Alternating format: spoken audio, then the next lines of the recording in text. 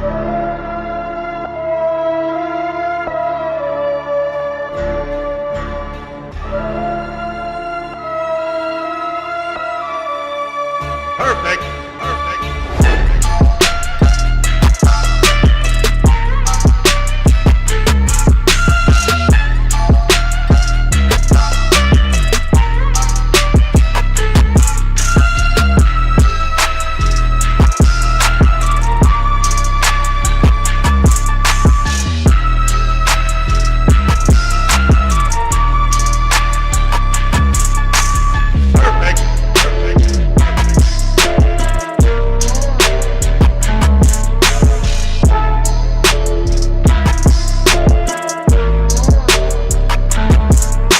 Climbing to the limit. Climbing to the limit. Climbing so hard. Pause.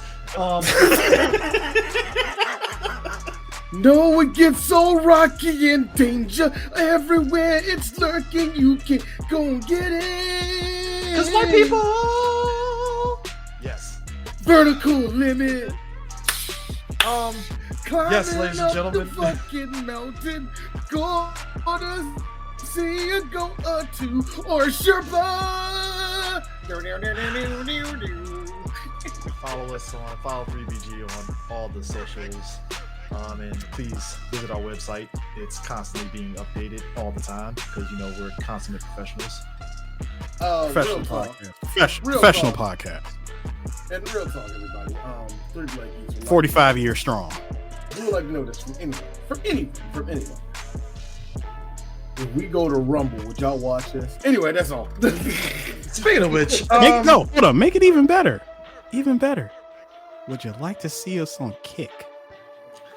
I don't condone what these two are saying. I just want to put that out there. Y'all have fun on Rumble and Kick, and I'll hold down the fort here on the other socials. Y'all have fun with that. Hey, Chris, CJ, let me no, D, I got this. So CJ, where are you gonna go to live stream Yakuza if certain platform decides to ban us because I don't know, they just happen to see in a highly obscured, blurry vision of certain activities. It's called my personal YouTube. There, question answered. Let's go. Like but that's you're supposed to be promoting the brand, so no. I will promote the brand elsewhere, but no, I'm not. No, hell no. I'm partially joking, but partially being serious. Like because people are just real quick because of how. And me and Eris had this talk when we did pressing buttons. We had a long, funny discussion, about just the nature of online and how stupid people are and all that stuff. I don't trust people to see the joke in us doing that shit. I only trust the people that actually listen to us and know us to know the joke, right? So that cool.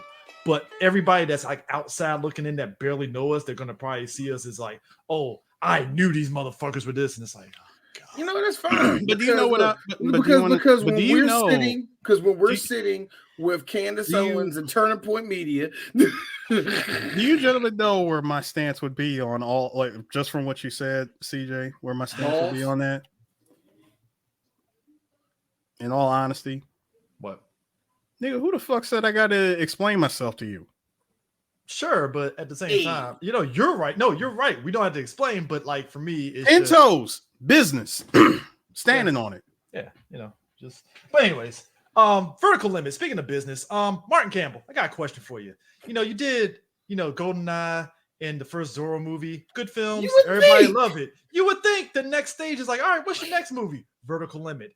And as Tevin pointed out, Vertical Limit, no bullshit. I didn't know it was 2000s because Chris O'Donnell's young ass looked like he was from like early 1990s the way he looked. I'm going to say it. I'm going to be the first to say it.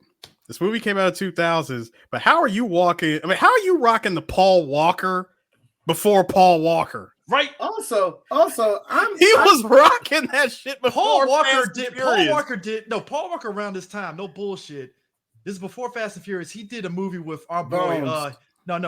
No. He did this movie with our boy from the Fallen, the Angels Has Fallen, and all that. Gerard Butler, where they went back in time and shit. And it's a young Gerard Butler and a young Paul Walker. It was a weird time movie. I think it was like Weird. it was Timeline or some shit like that. Oh my god! Wow. Pull that out of nigga. Or he be Fast and Furious blew up. But you're right. Like I thought this movie, no bullshit. I thought this movie was like 1995. When I saw this the year, movie I was looks like it came out. This movie looks like it came out in 1997. It looks like it came out. If somebody would have told, look, because we were alive at that time and we were old enough to know, we could look at it and say, yeah, that's 2000. But really? You sure this wasn't filmed in like 1998? You did Mask of Zorro. You were here, boy. Everybody loved Mask of Zorro. And then you were like, hey, Chris, easy with that, everybody. No. But like critics and people, like, they enjoy it because it's Zorro. Like, you got Antonio Banderas and fucking Michael Douglas White. God damn it. Catherine Zeta-Jones. And Anthony Hopkins. White, but she's all the way well. Yeah, Anthony Hopkins mysteriously playing a Spaniard. That was weird. But like Anthony Hopkins played Spanish people way too much in his life. Okay? He had a man and was like, "You're Spaniard now." And I'm like, "Sure." Yes, gotcha. Yes. I can be spicy nigger. Kept his British accent and all, and he's teaching the Spanish guy how to be Zorro. That is some. Hold on, even his death at the end of that movie was like dies in Anglo-Saxon. It really was. I was say, like, yo, I love that movie, but you're right. It's like, I love how Anthony Hopkins, much like Anthony Quinn, got to play every shade of white. Even our boy from Breaking Bad, that was in his last movie was the Breaking Bad spinoff El Camino. Robert Forster. Yeah, Robert Forster. He's another one that played every shade of ethnic thing. Like he was a terrorist in Delta Force. No, we already talked about that. Robert Forster had nothing to do. He was like, all right, I'll play terrorists. Got to pay off this Bonneville somehow. Why is it like, Bonneville? No, 80s, buddy. Come on. Nah, wouldn't you know it? This Yukon just came out. I know, right? It's like this Delta Force money blowing up, buddy. Blowing up. No, but nah. Like, this movie. Just got a carburetor for the Dodge. This movie, the reason why I thought this movie was like 1995, 96, the opening of this movie, it felt early green screen. You could tell it was fake Arizona that they were climbing. Oh man, they found a good They got B-roll shots of like the far away shots of them climbing the thing, but that's the most you got, because this isn't like Mission Impossible 2 where Tom Cruise and them were actually on location at the spot where he was climbing. That's no bullshit. No, this was like, this is blue screen this shit in the most obvious blue screen shit ever. I like how it like you know, a lot of like other podcasters, other reviewers, they will bring up other movies that were out during that time and try to compare it. No, I'm not doing that. But actually, I am going to do that. This came out during the same time that Titanic was out. That tells you how different these. That's like comparing fucking Street Fighter to World Heroes. Like, why would you do that? Why would you do that? Oh man, is that bad? No, Titanic was 90s, dog. Yeah, 98. Yeah, still. Yeah, this came out. I get it. It's still popular. Yeah, by this is the same. By 2000, yes, we're still running off of its popularity. Why? How? But I'm comparing. I was trying to compare the effects and the green screen. Yeah. They both one's 2 years older. Yes, it was James Cameron, but come the fuck on. You know what I mean? That's what I'm trying to say. Not James Cameron, D. First of all, when you're going up against Stan freaking Winston. Yeah, of course. But here's the thing: what Vertical Limit was going up against. But Chris, I'm sorry. But Eris, that's actually a problem with a movie that is supposed to be as picturesque as this movie is supposed to be. And I get it. I get it. Cliffhanger did it better. I know we get it. We can't actually get y'all on top of a mountain and actually film y'all without one of y'all niggas going frostbite or somebody slipping and rolling all the way down to their death. Yeah, we understand we can't do all that, but even for that, everything looked bad. Like the way everybody was keyframed in, it just looks so terrible, man. The two climbers that basically fucked it up for that family. So here we go. I'm about to make myself retarded.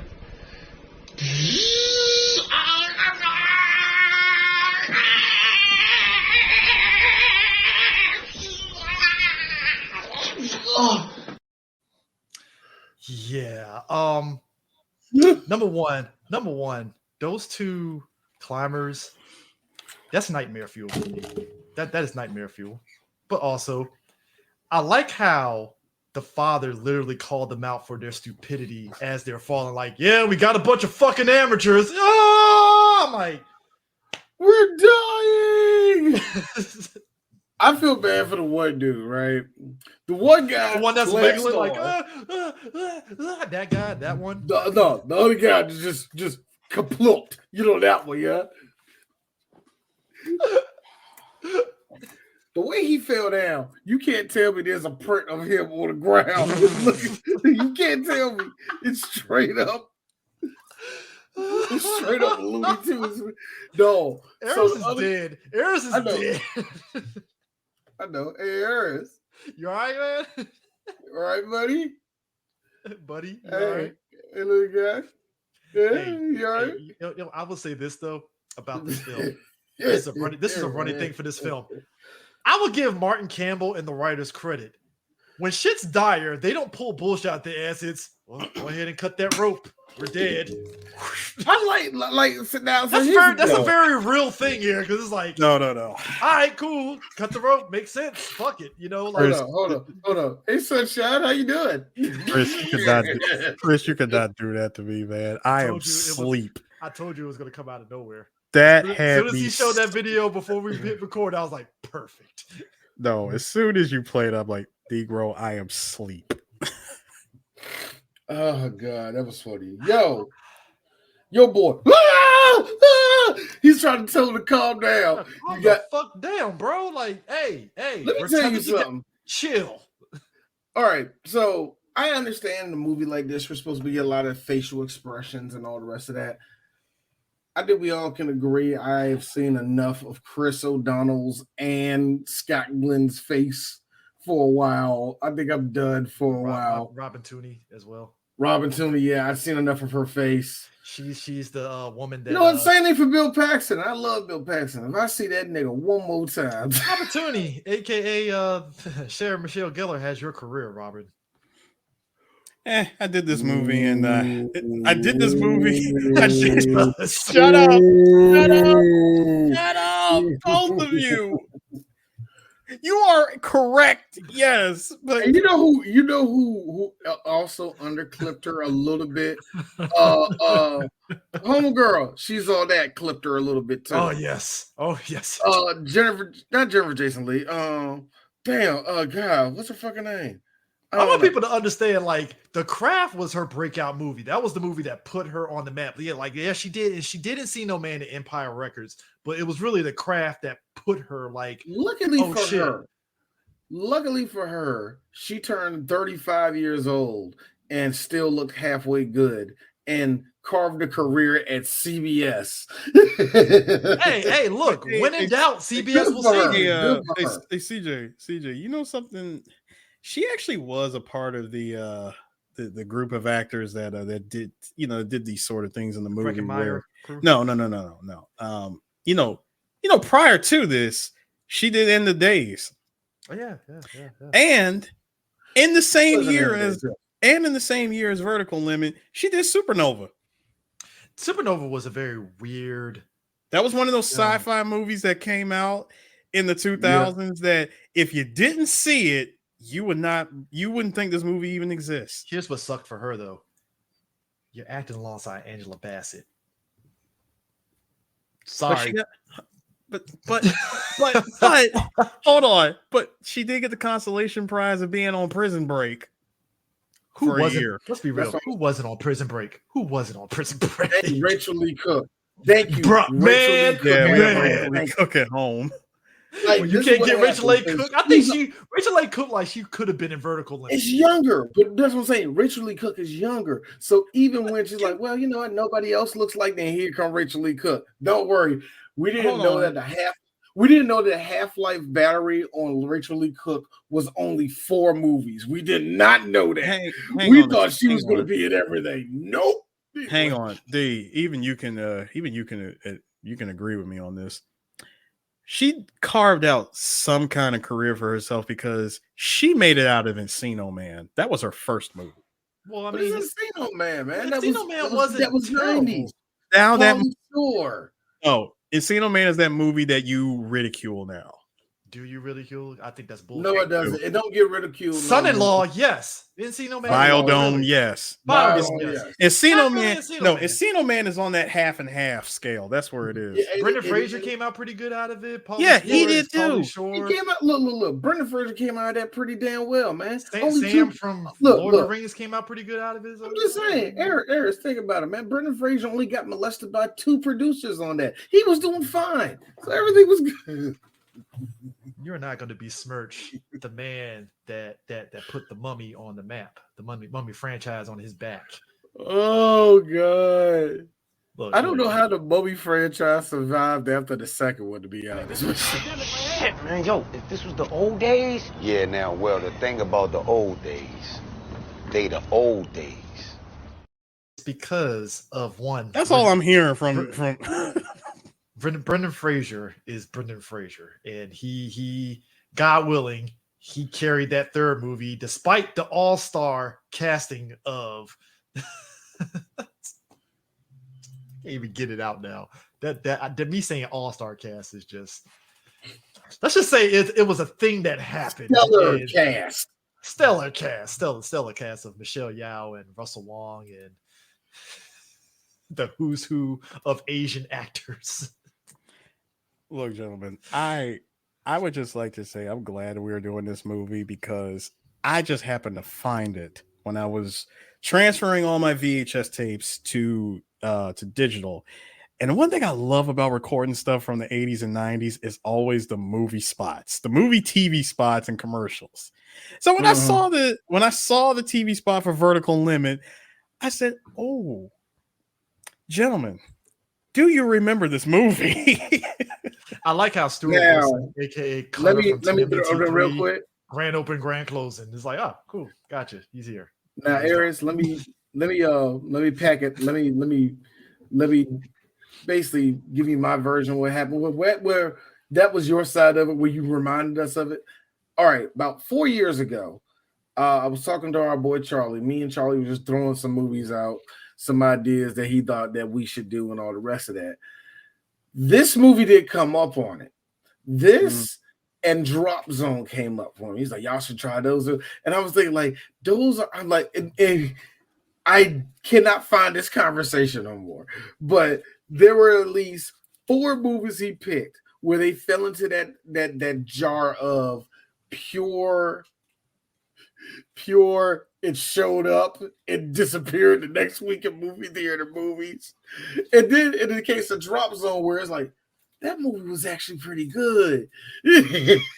Like that, you know what I mean? It falls in that category. I've been trying to find, like, I didn't put this on the list. I'll be real, I didn't put this on the list. But I remember seeing it, just the trailer. I'm going, oh my God.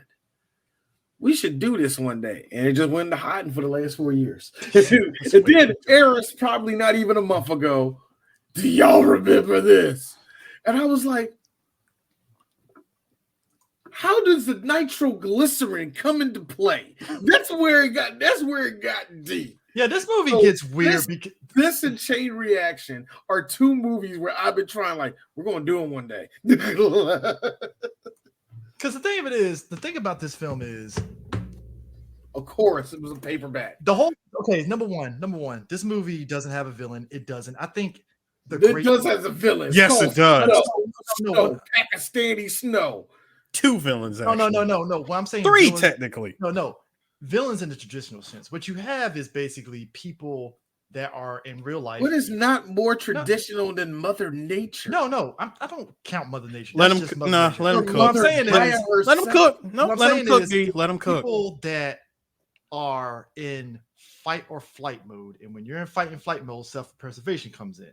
So you could probably say technically Bill Paxton, because there's a side story where basically he's the reason why Scott Glenn's character's wife dies, because he basically left her to die, essentially. No. He didn't leave her. He stole the decks. He stole the decks and everything. And then on top of it, I had to do it. And then on top of that, the bro was going to die. Yeah. And then on top of that, he tries to sit there and leave the other two, including Chris O'Donnell's sister, underground while he's cutting it. And she's like, "Oh no, the fuck you're not." So it's like, okay, he's not a villain in the traditional sense of like mustache twirling, but it's like, nah, I'm out for my own. Fuck y'all. That's really it. I'm sorry, sir. Bill Paxton gave me Bill Paxton villain face when every time the camera panned to him, whenever a man who was stuck, he was stuck in the corner shivering to death. Every time he did this look. When Bill Paxton eye fucks the camera, kill this motherfucker. No, D, listen. When Bill Paxton eye fucks the camera better than Andrew Lincoln, he's a villain. Yeah. He was the villain. Look, you know he was the villain. No, what I'm saying, it's not. But see, that's the thing. It's not like, say, like, okay, good example. Well, Cliffhanger. Hey, the villains were guys that's like, oh, our money fell down. We gotta kill these motherfuckers. This was just like, oh, he's just being a regular asshole guy. Cool. That's not a villain to me. That's just him being a fucking dickhead like a regular human being is. You want to know the other? He is a villain. He's an arrogant dickhead. That's it. You know, Chris. Okay, Chris, I got a question then. Was Carrie Elways in Twister a villain? He's just an asshole. I wouldn't call him a villain. Okay. Okay, Chris kind of got me there. Because to me, in this movie, remember how Bill Paxton described him? I can say the same thing about Bill Paxton in this movie. He's in it for the money. He ain't in it for the actual climbing. Sirs. He just wants the fame. No, sirs. First of all, when you have the first 25 minutes of this 2-hour-long movie, this movie was telling you, let me finish. When you got the first 25 minutes of this 2-hour-long movie telling you, hey, weather is actually looking kind of shitty. Within the next 30 minutes, there's no way you guys are going to be able to get up that mountain, do what you need to do, and come back down before the weather turns to shit. I really think you should cancel this, or at least postpone it to another day. What does Bill Paxton do? Classic. Hi, I'm year 2000 movie villain line by doing this. He does 2000 movie villain line by saying the following. Well, that's really the way you feel about it. You can always go ahead and climb back down and just wonder. Hold up, and just wonder, what if? He was like, God damn it. Son of a bitch. He's like, we gotta go down. Like, okay, you can go down. You can go down, but this man used know the truth. This man You're not the expert climber. But when I get to the other side, I'm like, you are literally looking at God and saying, you ain't going to stop me. That's what he did.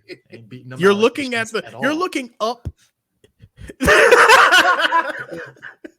It's the full mustache beard combo that's like, yeah, he's an arrogant asshole. Hold up with the cap. Now, if this was today, that cap would have a full ass Blue Lives Matter flag on. No, Chris, Eris, to protect it, it'll just be the gray and black United States flag. So those are the white guys that have no identity to me.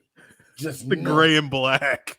The gray and black one with nothing up there. They have no identity as no. D, hold up.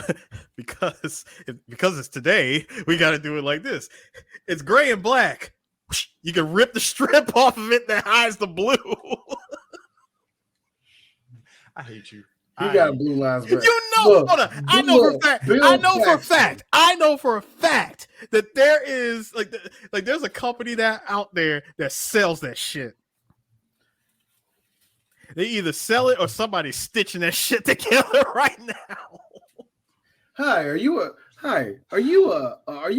voter? Are you a voter of the Republican Party, but you live in a blue state? Hi, my name is Gerald. Were you one of the survivors who invaded on January 6th? Do you think AOC is kind of hot, but she can go back to Mexico or wherever the hell she's from?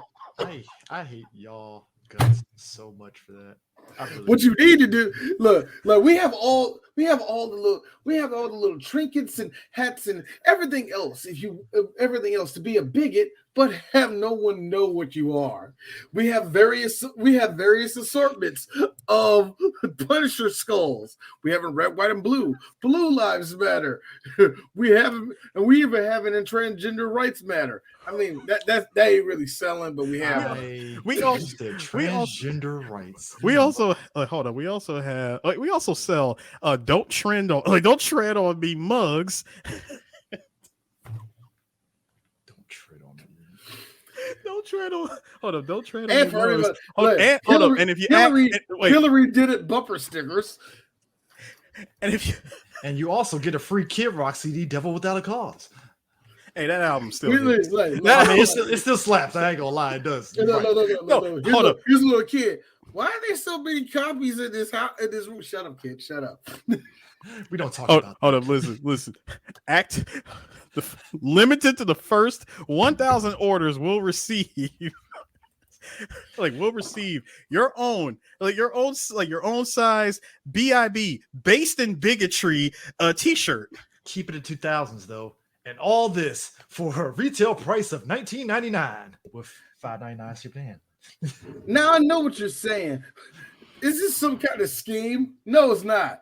We just want everybody to know that the GOP believes in real values, Christianity. The government shouldn't be in our back pocket, and of course, Christianity. For we all believe in the Lord Jesus Christ, and the Lord Jesus Christ said, "Nay, poor people are icky. We should have all the money." We already know all this. So what is stopping you from joining the GOP and all of its splendor?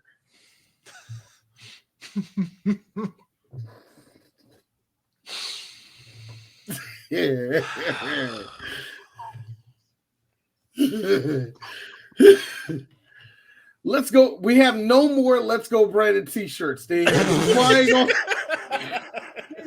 I knew he was going to go to that. They're flying off the shelves. We can't stop them. No, we do not sell the Trump Bible. For reasons, I have to be honest with you, I don't feel comfortable selling it. But we do have MAGA hats. We do have MAGA shirts. And don't forget, everybody, we have the best of MAGA mugs. So MAGA do's, MAGA don'ts. Follow our Twitter and Instagram to get your to reserve your copy of McConnell Marauders t-shirts. And don't forget, we have magnets that says Trump 2024, and we have a lot of Hitler memorabilia. But you don't have to tell us. You gotta warn us before you come in, because yes, we have to write down who walks in when they want to look at the memorabilia. So come to our YouTube page and also follow us on Instagram. One last thing. We are accepting donations. You can go to our Indiegogo as well as our GoFundMe. We're trying to get enough funds so we can get Kyle Rittenhouse to take the ASVAB exam one more time. Yes, that is a real thing. Look it up. Everybody remember, the GOP loves you, and the GOP knows what's best for you, your wife, your daughter's body, and let's not forget about all those little kids that want to become tranny for some reason. We're trying to protect them. Speaking of GOP, this is what the GOP want to do. Speaking of GOP, a lot of GOP folks trying to climb these mountains, according to the Pakistanis, because they were really on some. These white people are fucking stupid. I gotta deal with these motherfuckers. Okay, because here's the problem. Do you know? And I understand that because it's a real thing. It is a real. Do you know on Mount Everest they have basically a river of shit that drains all the way from the top to the bottom of it, which they have called a nature time bomb, meaning that We don't know what's going to happen when all of this starts mixing in with everything on the bottom of the mountain. So it's a ticking time bomb of something bad going to happen. You know, the same dead thing. surfers, dead people on the mountain, just all this human garbage, Eris. Listen, you know the Pakistanis hate them niggas. Listen, gentlemen, the same thing that I said about Twister, I'm saying it again about this movie. This movie was pure porcelain. There wasn't one shade Not of a black person here. No shade. No shade. There was no wide-nosed people in this movie. And trust me, I looked. That whole Texas barbecue that they was having on the mountain, not a single Negro in sight. I thought I saw one. I thought it was a black chick. Nah, that was okay. No. D, what you saw was a small tree that was wafting in the wind. Yeah, it was literally a lot of lot of Polynesians and killing our man that played Django Fett. Yeah. Django Fett. He's in this movie with a full beard mustache combo. I didn't notice him until I saw that. You know that nigga only got $100 for this movie. He has a come up though of a career. I gotta admit, I ain't gonna lie. And I'm still, and it makes like going back and watching this movie, it makes me think about everybody, every POC that's out there that says we need to be seen, we need to be heard, representation, and all that. I didn't need to identify, nor do I need to be represented in a movie like Vertical Limit. No, but no. We said this. We said that all the way. Number one, we ain't surviving this shit. No, Number two, we don't do good in the cold. That's what made this movie good because think about it. The only person of minority descent that was on that crew was he said he's been in a lot of movies. He's like mixed. I think he's like. I know the guy that was flying the chopper. No. The guy that blew up with his boy in that fucking. Yeah. I think he's Chilean or something. I forgot what ethnicity he is, but like he's the only one. They were all Pakistani. Yeah. So like the thing of it is, everybody else knew good enough. Like I ain't doing this shit. Y'all crazy crackers can do this shit. Like that's the vibe of the movie. It was like, nah, y'all got this. We're good. We brought this up when we did Twister. We were saying the same thing. Eris is like, there was no black people in this. And like, we're fine with not being in this. And that's not saying. Fine with it. And here's the funny thing: that was in the middle of Oklahoma. This is coming from where my people that's where my people resonated from. Man, that's the homeland for me. Guess what?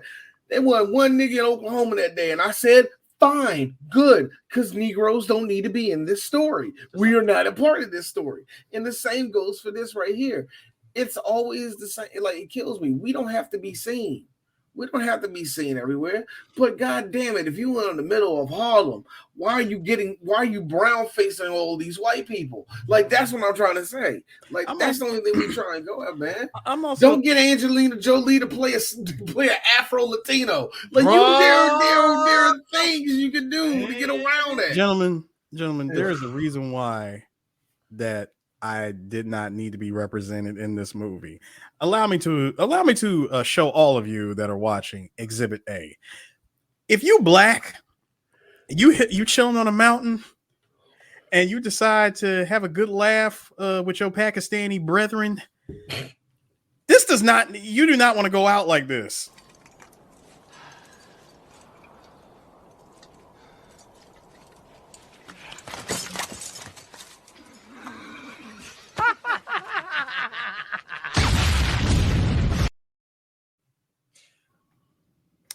For context, I was willing to explain it. So the MacGuffin of this, I don't know. It's not a MacGuffin. It's not a MacGuffin. So this isn't because the movie wanted to add even more heightened tensions because I guess Mother Nature isn't good enough for tension. They have some experimental explosive that has so many fucking rules to it that I'm like, who the hell invented this bullshit? First off, apparently this thing. You can't put it in direct sunlight, which why? Okay. Exposure, which is weird. And the thing is so fucking volatile that earlier in the movie, when the shit is on a guy, he had to stay still, untie his shoe, get his foot out the shoe, which they don't show, and he threw the shoe and it blew up. And I'm like, Well, Who it was invented this? no, the dude. First of all, the shit was already leaking onto his shoe, and if he moved it, any kind of seismic activity that with this liquid, by the way, would cause it to explode. Now, when my man said, "Stop! Don't move," he unties the shoe, and like you said, off screen gets the shoe off. He does this move. He does this move of carrying it out like this. And then yeets it off into the great beyond. And we see the biggest explosion. I said, bro, that came from a leak on a shoe. Here's a better question for you, D. Here's a better question for you, Chris. How come that didn't cause an avalanche? Well, because you gotta understand, sir. They weren't near any sort. They were on the mountain. Don't matter. No, it does matter. See, now you're putting a giant plot hole. That doesn't make sense, Chris. That does matter. They're on the mountain. He yeeted it into the great beyond. There was a clear explosion. We saw snow move, but yet no avalanche. You're right. But so don't say that it doesn't matter. At the end of the day, it doesn't matter. Because the movie decided it wanted to. The movie had no rules, so it's like fuck it, why not?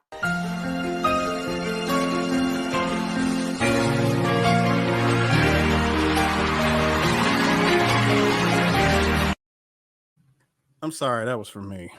No, you put like you said, you put together this crazy ass experimental explosive that's used to melt the snow. That's the whole point of this thing being in the movie. The whole time they were carrying it, I was thinking of that part from Arkham Knight where Batman has to carry this big ass bomb with the same kind of explosive, right? Mm-hmm. If you run with it, it's gonna blow up. If you do any kind of crazy vibration, you're gonna cause it to to be volatile and explode. But yet these people can put this shit in some North Face backpacks and carry it like it's like they can carry this shit up a snowy ass mountain, bumping into shit and everything. That doesn't do anything, dude. It's and the thing of it is, so basically what ends up happening. So you got that whole opening scene, which I gotta be real. When my man Cutter from TMNT Theory hit the fucking ground. That was hilarious because I hate the fact that movies at that time did that shit where it's like, is he gonna cut his dad? And all of a sudden they cut to you just see him, like you see Chris O'Donnell struggling to cut, and then when he finally cuts it, you just see. I love the silence before the silence, wide shot, fall, plummet. Here's what gets on my nerves. The sister, I understand she's dealing with trauma. Your dad died. Cool. You blame your brother for that? Like, it's either A, he cuts it, or B, all three of y'all are going to be on the ground. Take your pick. Listen, as someone who's participated in indoor rock climbing is already a risky proposition. No, it has mats and shit down. No. See, that's the thing. I am more than happy to fall on that because shit's soft, it's padded. You're okay. It's hurting a little bit. Depending on how high. This isn't no. See, that's the thing. You don't go up that high. Now, if you're doing the bouldering, no. I'm talking about if you're doing the bouldering. If you're doing the bouldering, you do not go up that high. It's different if you got the freaking rope and all that shit. Now, if you're doing that kind of rock climbing, that's different. Bouldering is a whole different other thing. What these people are doing, this is the shit I don't do. Like I said, cliffhanger to me. And we saw even the opening of cliffhanger when old girl's fucking shit was fucking up and stuff. That was scary. And again, that was early green screen too in that movie too, when she's like hanging and stuff. But like, it's like past that though, it was just kind of like, all right, she's blaming them for that. And now she's actually leading an expedition. She's helping Bill Paxton and them lead another expedition. And the big thing about this is that there's a storm coming and they're doing this whole, I'll aim for nigga. Cut the for the bushes, all right. Yep. But nah, they're doing this thing of, okay, there's a storm coming. Well, there's about an 85% chance of it's missing us, so we should be good. And it's like, but that 15%. Where do you get these from? I mean, they had no. There isn't a single meteorologist on this entire expedition, so I want to know. Well, to be real, it's meteorologist logic if you really think about it. I know, but I need like an actual person. I need actual science to back that up because everybody. I don't need science. No. I'm talking about I need science to just back up these people saying, "Oh no, we got a chance of it passing by at least by 80-something%." Show me the proof. I'm sorry, I'm not taking another step on this damn mountain until I see some proof. Sister, where's Rick? Where's Rick? Don't care. Yes, it is. Where's Rick? Give me the information. Cite your sources. You know what? That's why checking.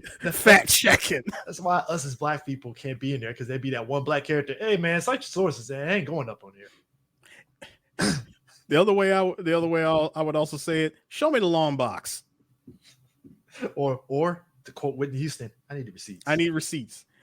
But no, but that's the same thing. That's what you tell somebody when they think they know comic book logic, and when they clearly don't. That's when you tell them, "Show me your long box." So Scott Glenn plays Montgomery Wick. He's a reclusive, and as we said before, Bill Paxton, his character, was the one that basically killed his wife.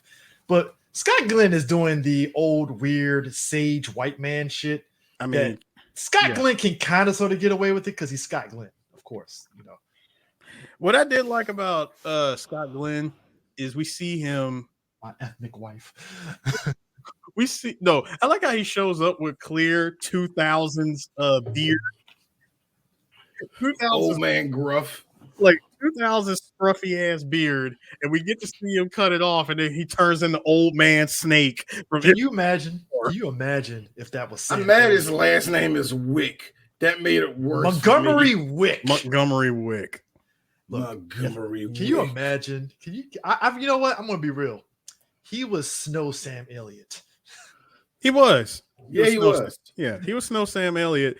But I would like to say, throughout the time when you think people got away from him, this man shows up again, like Snake.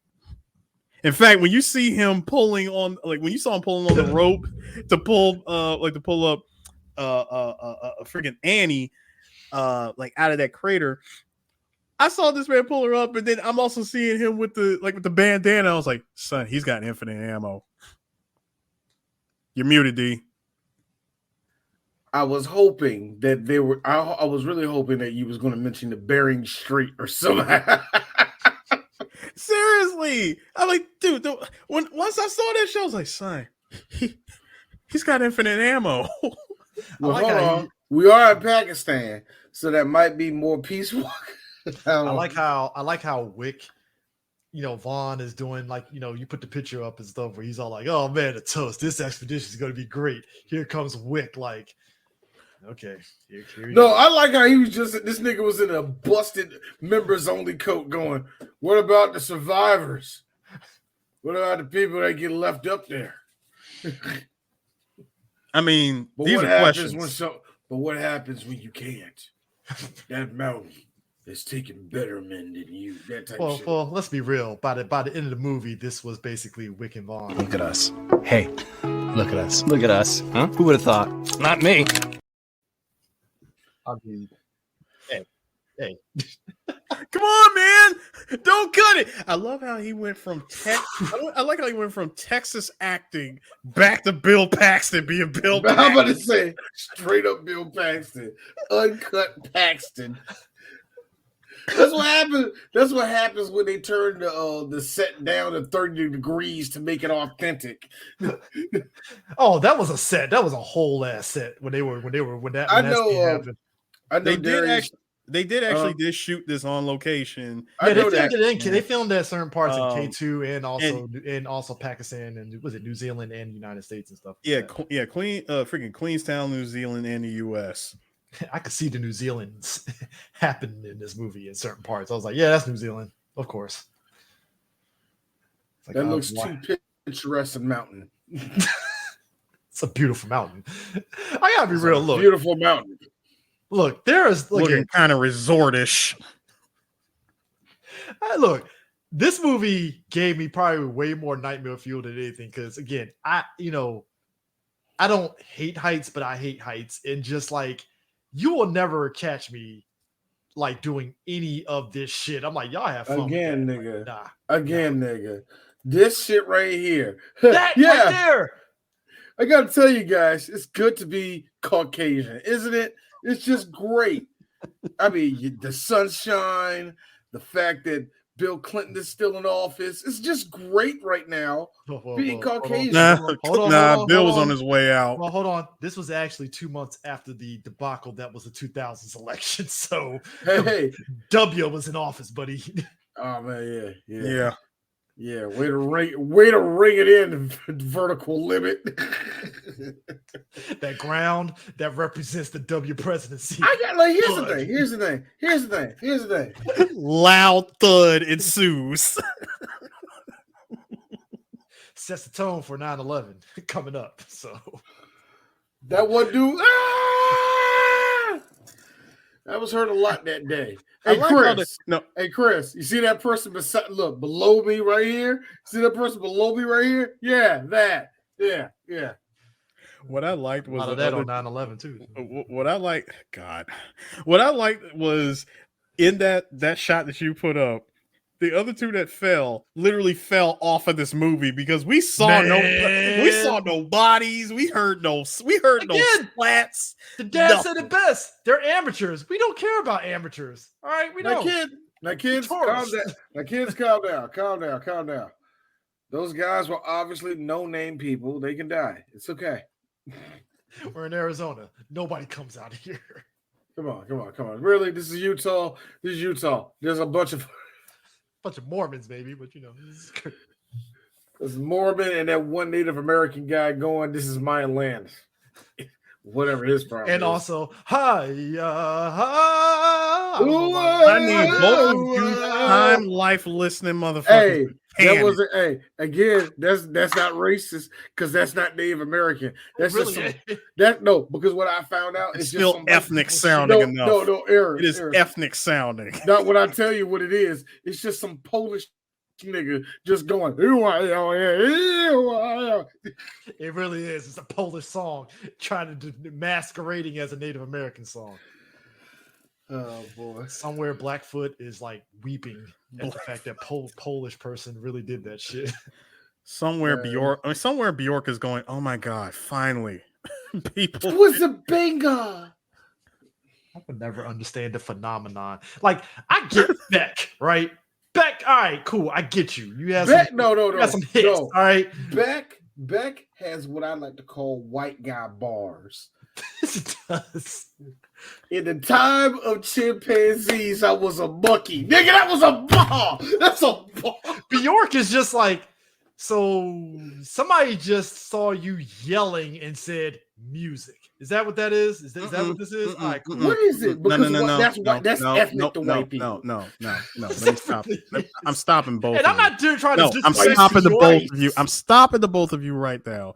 CJ, her hot moment was us seeing her turn into a 1999, early 2000s Tiger in that song Hunter. I still don't understand. That was a weird video. Of that video. That was a weird How did video. It win? Because it was weird. We're dating ourselves on this. Guess what? That's when kids, there was this wonderful thing called music videos, you see, and the TRL premiered that video, you see, and NSYNC and Backstreet Boys and Eminem and all your favorite white people. They were the top 5. All your favorite white people. Top 5. We got to see her turn into a Beast Wars era tiger. I got a question. Tigertron maximized. What did her turning into a liger had to do with anything? Not a goddamn thing. This is the only problem I've been having with that. She made news wearing that goose dress at the fucking Grammys, and I'm like, all right, cool. Because she is ethnic to white people. Like white people, she's from Iceland. Iceland, the weird Sweden. That's what that is. What I have learned, everybody says that about Iceland. But hold on, though. Iceland is beautiful. How about the people? They are weird. it's like good place to vacation. They got like, a lot of hot it's springs like, and everything. Like, good place to vacation. Yeah, good place. Outside of that is in death. Like it's weird. Yeah. White folks version of scam. You know what? The one thing I've learned. The one thing I have learned with white people, I have understood. Hate the both of you. Hey, look, man, look. I hung around white people in the military. I'm like the white people whisperer a little bit. So yeah. The white people whisper. Eric, Chris, we have a movie coming out. That's what's that called? Magical Negro. I'm the better magical Negro, except I don't help you. You're just gonna hang yourself. I'm just there just to watch. I was really look. When y'all are in trouble, suddenly my powers don't work. I'm just watching y'all get in trouble. I'm just like, yeah, I'm not here for. D, I thought you was a magical Negro. Oh no, I'm a magical, happy Negro man. That is not helping you. Happy black boy magic is what this is. All right, this is caring for black men, young black kings. Is what I look at. I'm what you call part-time magical Negro. I only help my shit runs off of AT&T 90s AT&T powers. It only works between the hours of 9 and 12. I gotta be real. If this movie had if Vertical Limit had a magical Negro, he actually would have helped out Montgomery Wick and magically resurrected his wife or some shit. No, it would have been. Bruh, she been frozen in that spot for 3 years. Matter. No, magical Negro powers, resurrection. No. Okay, you were trying to tell me, sir, you're gonna magical Negro this? Yes. Son. That is a statue that we're looking at right now. It's been sitting there for the better part of 3 years. Frozen. Under ice, under snow and ice too. So look. This is what would have happened, Harris. He would have did this slow thing. It would have did something like little.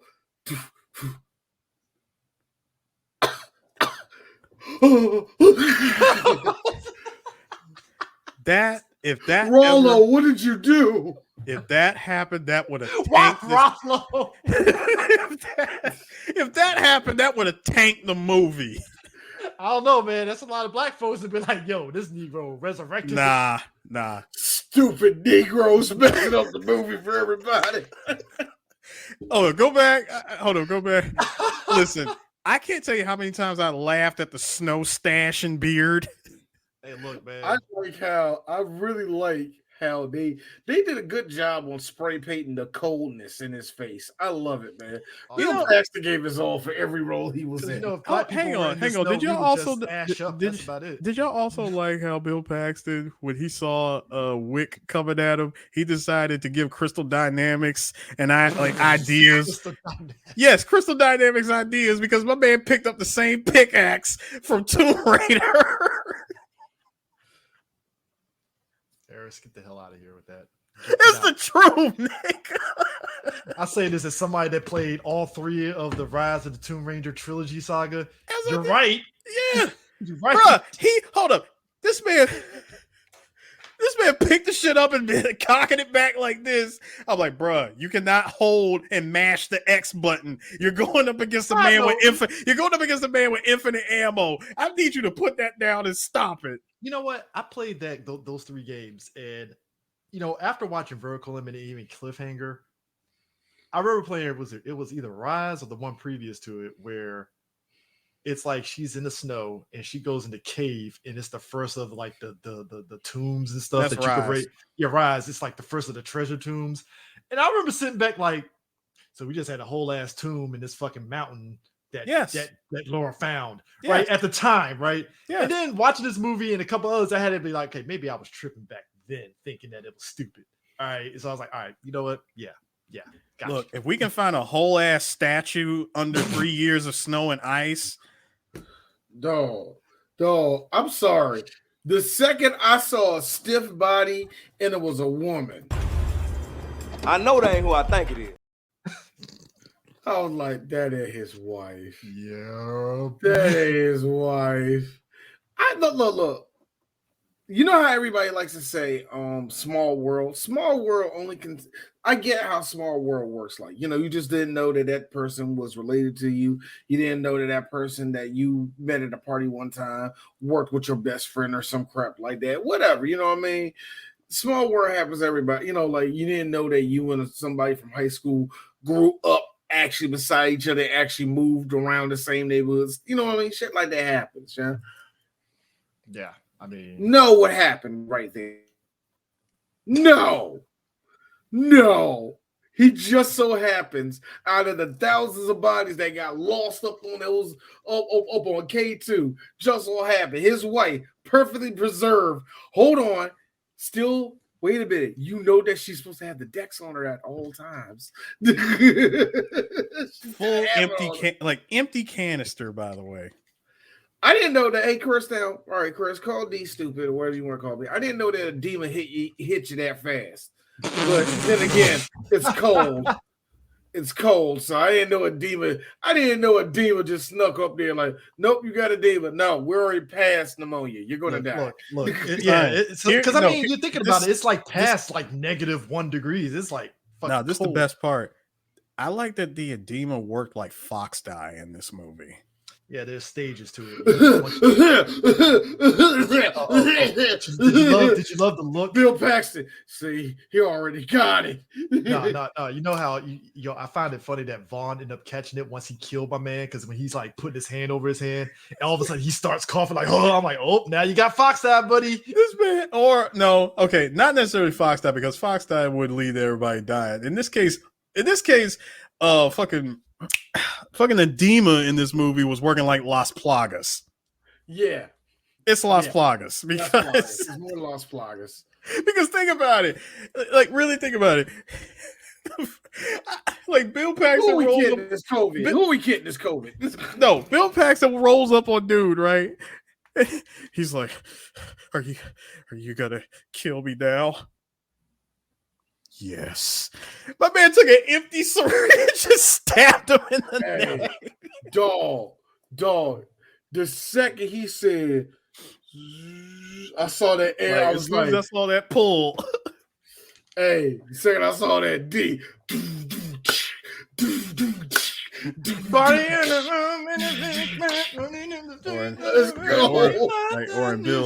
Or in Bill Paxton's case, he took one look at him instead of saying responded with yes. He should have just said, "Hey, game over, man." Game over. No. You don't do the full game over. You just say, "Game over, man." I mean, he was pretty much doing it throughout the whole fucking damn movie. Limit. You're past the limit. I think that's what Wick was saying about the movie. You're on the top of K2. You're at the vertical limit. Me over there. He said it. I was the same way. I was like, worked in the title. Hey, let me tell you something. I love how this movie does avalanches, because look, that's another fear. That cussing videos of avalanches, that shit is like fucking like crazy. Do you know what I hate about avalanches? Because of Looney Tunes, I thought avalanches were the most funnest thing in the world. And by the time I turned like 10 years old and actually saw the magnitude of what snow can do, I have been terrified of avalanches. Hey, real talk. You remember that viral video that went of that husband that left his wife and kids when that avalanche was coming down towards the fucking cabin?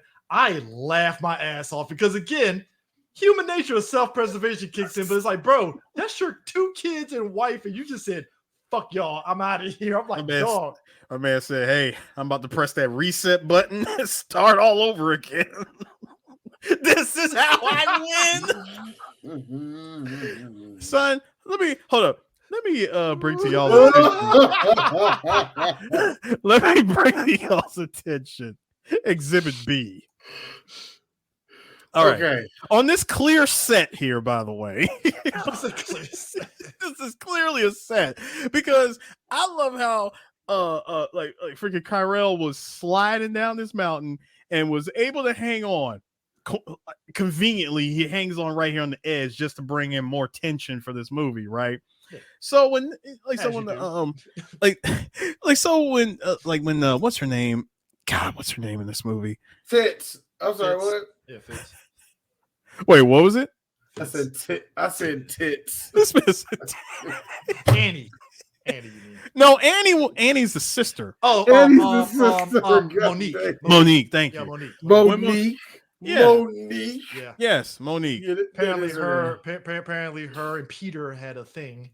So when Monique tries to itch her way over, I love that she took one step and that caused like a good chunk of all this to come crashing, right? Oh my God. And so she's like, wait, I got an idea. She pulls out the rope, like goes for the Hail Mary toss, and she's able to grab him. She had the luck of the Irish on that shit. That was luck of the Irish. That's what I call script. Now, luck of script. So this whole side, a buff on script. Like this whole cliffside, like comes apart, and she's able to hold on to to the freaking mountain, right? And she's like, look, do you see that ridge over there? I'm gonna swing you. She swings him over, and my man actually does manage to land and grab it. Here's the problem. Experimental explosive falls. I'm like, son, that's done. We're about to see an explosion that we ain't never seen before. Explosion goes off. And I'm thinking, oh man, this is insane. They both about to die. He, of course, gets to the top, and this is classic movie movie shit of I knew you would call my name. Son of a bitch. Oh man. Now don't even turn around. In comes the damn avalanche. Now here's the real villain of the movie. The real villain of the movie, the avalanche shows up. No. Bro, the way this dude gets taken out is priceless. It's the pause for me where he stares and is like, well, I guess I'm fucked. I'm like, son, you could have just leaped down and grabbed the rope. Look, it's either I leap down and hope that I survive, or B. No. I'm talking about you go for the rope. Just go for the rope and slide down and hold on for dear life. Because how does she make it? You're right. Yeah. I mean, look, I'm not asking him to pull a full ass Xander Cage and come out of the freaking avalanche and talk about I love the smell of fresh powder.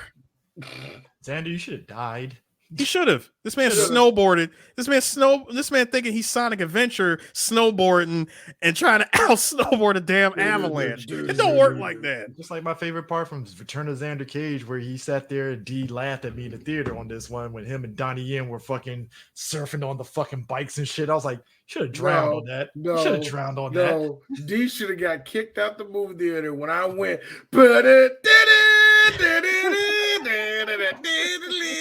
This is the stupidest thing I ever seen. Well, to be fair, D, we both kind of got the nasty gram afterwards. Like, you guys were really loud in that theater. I'm like, really? D. Let me tell you something. Basically, because it's like, love is that the both of us went to see Ma, and all of us got a good joke. Single nasty gram. So in Return of Xander Cage, this white dude dared to fucking shush me. I'm like, nigga, look at the movie. You gonna shush me on this shit? Really? Turn your ass around. Me and Chris, turn your ass around. Shut the fuck up. Xander Cage. You got like this is like Oppenheimer or something. I love it because that was actually, hey Chris, that was actually a great introduction for Three Black Geeks amongst the other black critics. Like, yeah, we them niggas. Oh, they loved us after that, man. That was they great. loved us. They're like, I love Chris. Why they mad niggerish for no damn reason? Oh no, all three of us got it from Ma. Oh, we got it from Ma. We got it from Ma even better. Ma was fun because we knew that movie was a piece of shit and we just had fun with it. Yeah. No, it's just hey, Octavia ain't caring. Therefore, uno, dos, and tres ain't caring. So let's do this. Hey, look. She got her fucking Bloomhouse money. It was like time to eat this up. She got that look. She got her Bloomhouse money. Back when that meant something. First off, it still means something. No, it don't, Chris. It's still low budget. Hey, Chris, I saw Imaginary. Nobody should get paid for that movie. I'm gonna be honest. Hold on, Chris, I'm always hey, rooting wait. for everybody black. I do feel bad for the sister that was in that movie. Like, no, you should feel bad Chris, for her, but she lowered all her stats to no, me. CJ, listen, CJ. really did. CJ, listen. I need you You to were in Jurassic Park, and then you said Imaginary. CJ, you gotta gentlemen, you gotta understand. When you want to get a fully spec'd out TRD Camry, you do a movie like mine. Why do I gotta feel that? I tell you got that joke too. She probably do. I feel like she either look. You know how we like make she fun got it for a nephew. You know how we make fun of Bo King Woodbine for buying mediocre cars just for the hell of it. Like, what you get this time? I got a Kia Spectrum 2005. Hey, Bo King winning now because he in Halo, so that money is like how that Halo money ain't as good as you think it is, but you know, look at the new whip. A 1989 Geo Metro. You know they don't make them like this no more. I did buy a third townhome, so you know it's all good. Don't do that. It's actually a rental property, but I feel like Bo King. I flip that shit. I feel like Bo King. It's actually a rental property. Don't say that because every town Airbnb, bitch. Hey Chris, hey Aaron, you're part of the problem. Bo King. No, it ain't. Because you know Bo King is mad niggerish too. Every one of those houses are actually a studio. You tell me he bought the demo house? Oh my God! No. Every one of them has a music studio in there because my man he got his own record label. All six houses. They got their own record label, but they're gonna come together and make one big. You don't see my vision. When they come, they spread together like butt cheeks. Basically. Yo, man. Bo King yelling at his wife. His wife ain't leaving him. It's just he be buying stupid shit. Speaking of stupid shit, there's plenty of stupid shit. This was some stupid shit that didn't go nowhere. So, I'm an atheist. You really just gonna sit here and just pray in front of me? You know why that ain't go nowhere, Eris? I liked how we had one dude who showed up as a sexist. His dick was out actually in the beginning of this movie. Dick's out for a sexist. Like he was an asshole.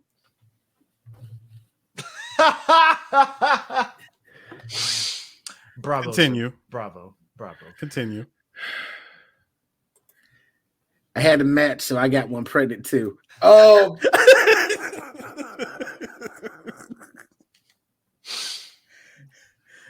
Ladies and gentlemen, 3 Black Geeks, click, subscribe to everything that we're doing.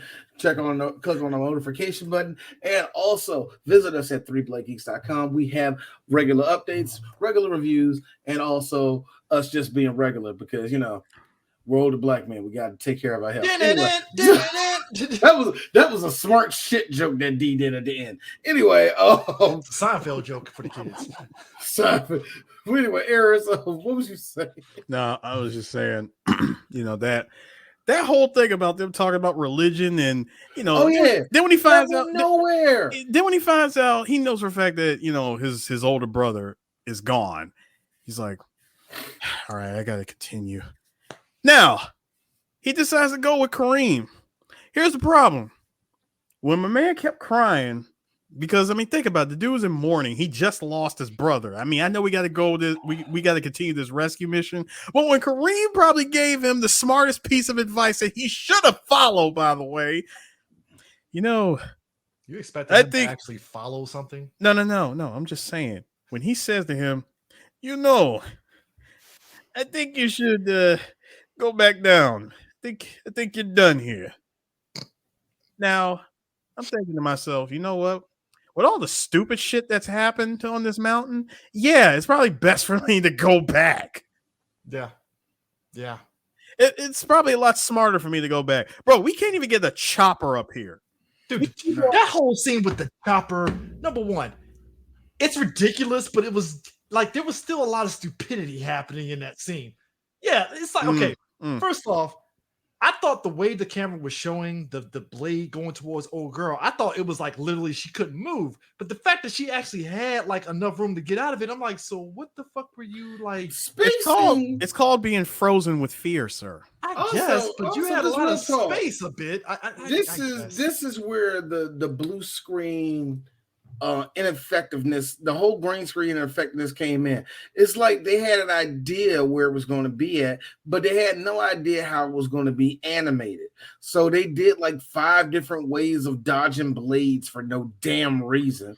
Here's my problem. I understand that it was supposed to be hard to get up there. But I feel that you could have did that easily just by going up there, everybody hopping off, and the last person get off. You're like, I gotta go. I can't maintain. You could have easily did that, but no. And you add a full 5 minutes to that scene. That scene was actually like 4 minutes, but still, it took too long for this whole back and forth. Is the blade going to hit her? Is the blade going to hit her? Eric, like there's a whole 2 people like openness of her just running this way. I don't know. I genuinely thought that once all the warning signs was going off, and I'm thinking dude's about to lose a damn propeller. You know, I'm thinking one of the engines was gonna blow or something. I'm just thinking shit's about to go down. Yeah. We're about to see. Like, I really thought we were like seconds away from seeing. Look, I can see their parachutes. They're okay. And I'm mad that we were denied this. Now, because this person was ethnic, my man flew off that movie and was never seen again. But don't worry, Eris. We do have an ethnic person on here. And he, in the middle of their journey, decides to pray to Allah. Eris, I got a question. Not the whole, like, the 90s. He should have been. I'll tell you what he should have been praying for. He should have been praying to Allah to not have butterfingers. Hey, yo, Eris, shut up, because that's true. Explosion. But I like how in the 90s, and even now, and actually it's 3 people now, 3 different ways now. But back then, there was only two ways they wrote Persian/Arabic people. Number 1, either you was Allahu Akbar, or you were this one. But as you see, the Prophet Muhammad has taught us everything that we need to know. It's either one of the two how they wrote them in the 90s. You forgot to end it with Inshallah. Don't you gotta remember, you always end whatever proverb that you throw at people with Inshallah. And if anybody wants to know, well, D, what's the third way they write them now? Oh, easy. You write them just like white people, where they go, you know what I don't like about our race? Y'all do that with Indians. Y'all do that with Pakistanis.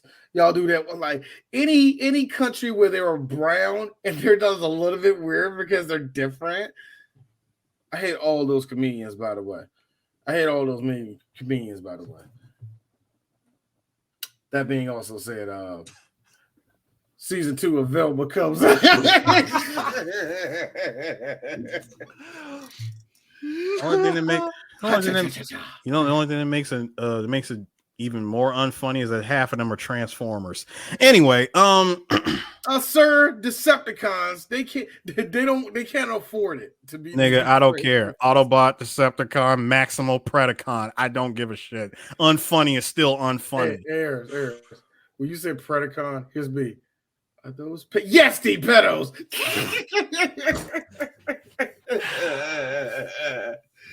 The Predacons are coming. Yay! Stop yelling, kids. Get out of here.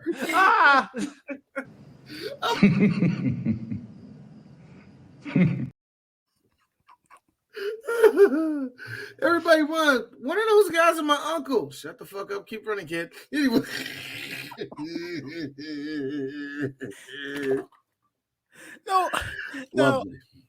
No, D.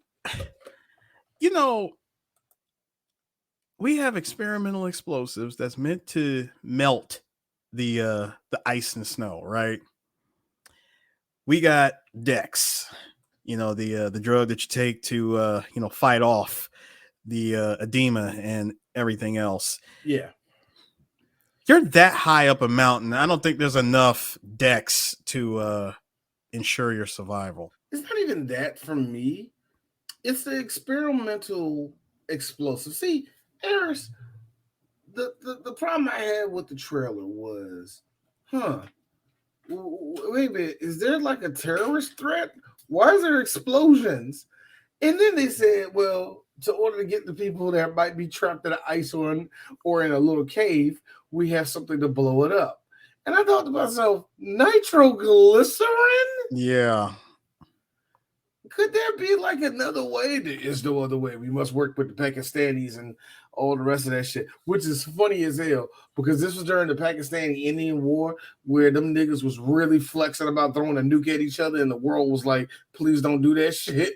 That nitroglycerin is the most volatile shit I have ever seen. Why? I mean, highly concentrated and highly volatile. I want people to say when I saw that shit leaking, no, what I liked was your boy was like, it is a good day being a general for the Pakistani army. My man had coffee. And the Raiders won. Let me see what. Here's my thing. Lord Jesus. The 90s, okay.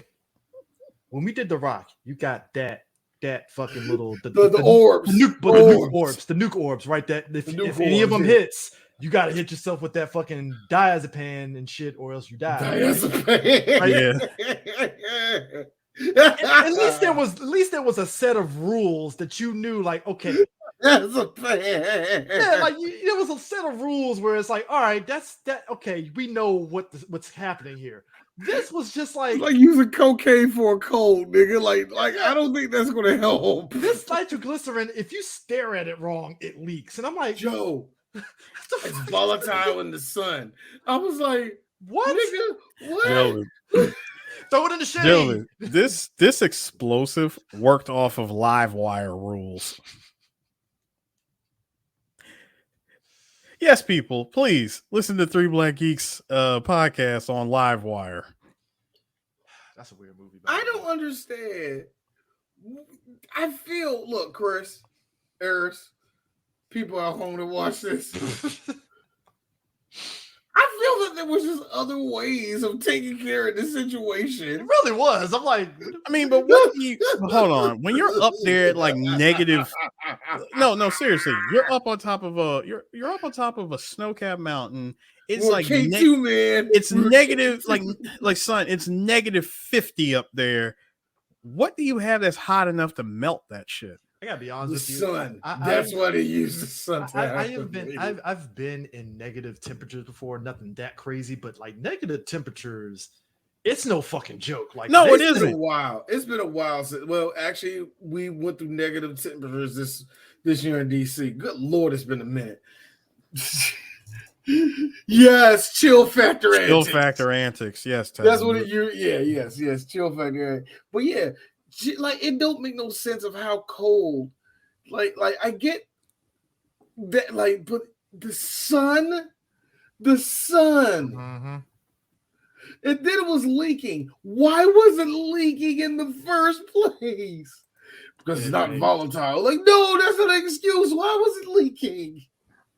Shit makes no sense. It's like, really, it's leaking. That's what's doing. That's what it's doing. Like, all right. Who was the interstellar asshole who gave us these unsecure ass canisters? What was the reason? I had a reason. What was the reason? What was the reason? I just explained the reason.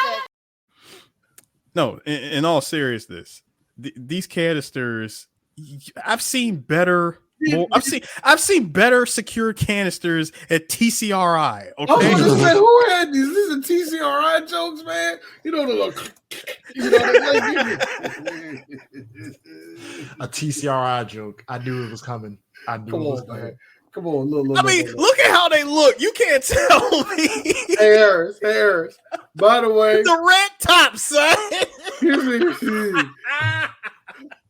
Here's the shit. Where the hell was the leak coming from? That's what I want to know. The bottom of that shit. That's why I said you stare at it wrong. It literally just says, of... "Nah, I guess today is the day I'm going to be leaking today." Well, I'm like, kablooey. Thank you. These look. Hey, look. Hey, is the sun out? We're about to have some fun.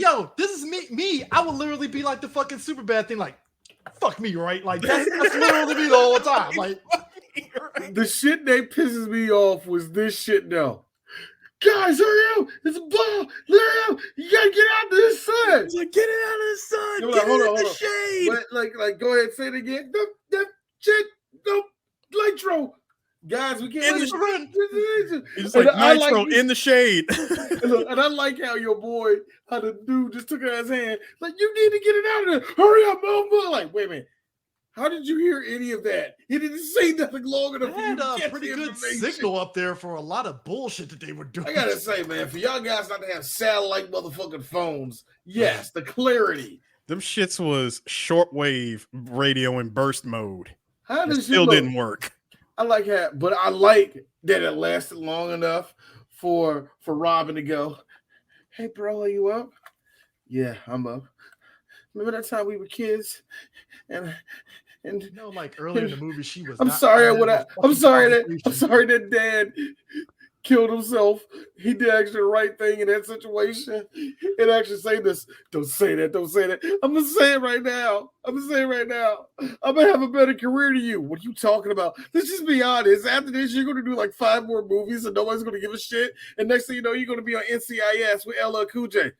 I actually like LL rapper. Cool J. Like the rapper, yeah, LL Cool J. I like LL Cool J. Yeah, but he's going to take all of your shine, and everybody's going to forget you're even on the show, Chris O'Donnell. Everybody knows that LL's on that show, but not you. Anyway, I'm done with my rant. I have fun. I'm done. Now hold on. Y'all want to see some realistic shit? When she tells realistic shit, realistic shit in a no. Hear me out. And Chris, you could agree. When she said, "Peter, I don't want you to come up here. Like, wherever you are, you should stop and turn back." Stop, drop, and roll. No. Realistic scenario. How far are you? How far? Yeah. How far along are you? Are you coughing up blood? What does it sound like, motherfucker?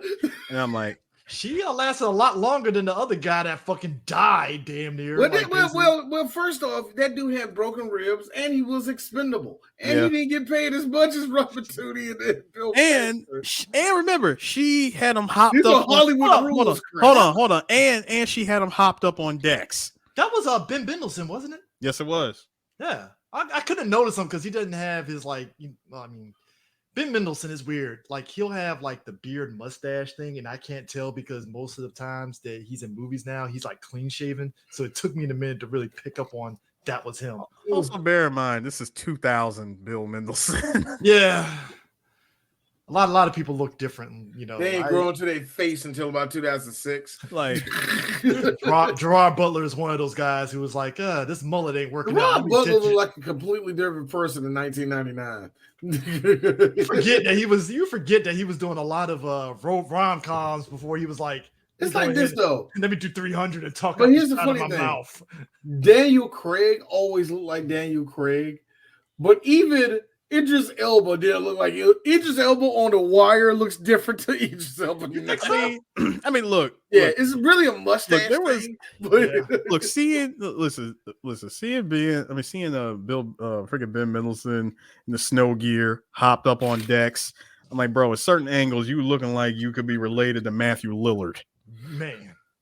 Matthew Lillard would have been funny in this movie, and then he would have. No, see, Matthew Lillard being in this movie, I can't take this movie serious, and I already can't. Matthew Lillard was here.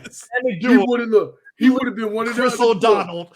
Perfect. No, if Matt was in here, I'm trying to turn this into a comedy. No, might as well. I got it. If Matthew Lillard was in this movie, his whole role would be like, and this is all the scientists. Oh yeah, man, what's up? I'm the cool scientist. I'm gonna be the best part of the movie. When they went out there after they got dropped off, he was like, "What's on your back?" It's for snowboard. I thought we were up here. I'm going to get a couple of. Come on, guys. Nah, it's a joke. I'm going to promise. Like, he's going to look. He'll use it on the avalanche scene, but then he'll die going off the edge. So we get a good shot off of it. Matthew Lillard, first of all, if he was anybody in this movie, he would not be the scientist. He would be the expert climber that says, look, listen, all right, guys, look, if we don't go about this the right way, we're all going to have a bad time, all right? Trust me, I'm an expert. I've climbed Everest with the best. I went to Kilimanjaro. I know what I'm doing, guys. In the dead of winter, I scaled Mount Fuji. Him and Scott Glenn would have a scene like this, where Scott Glenn just walk over here, looking all leathery, and Scott Glenn he'll just walk over there, look at me and him. Here's Matthew. Yeah. Hi, man. Hi, guys. Good. You feel like this. Hi. I get along with that guy. It's great, ain't it? It'd be one of those scenes. Scott Glenn scowls in The Best Is Yet to Come. I'm sorry. We said that Scott Glenn would play. No, I think we said Scott Glenn would play a perfect Master Miller, and it's like it still goes back to that storyline that I said of like, let me get this right, Liquid. You had Master Miller's dead body off in the corner while you just masquerade. Body's all rotten and decrepit and shit. The whole rigor mortis. The whole time. Full rigor mortis. Now, if you excuse me, I have something to do. Actually, Snake, when you're outside, make sure you check your ass.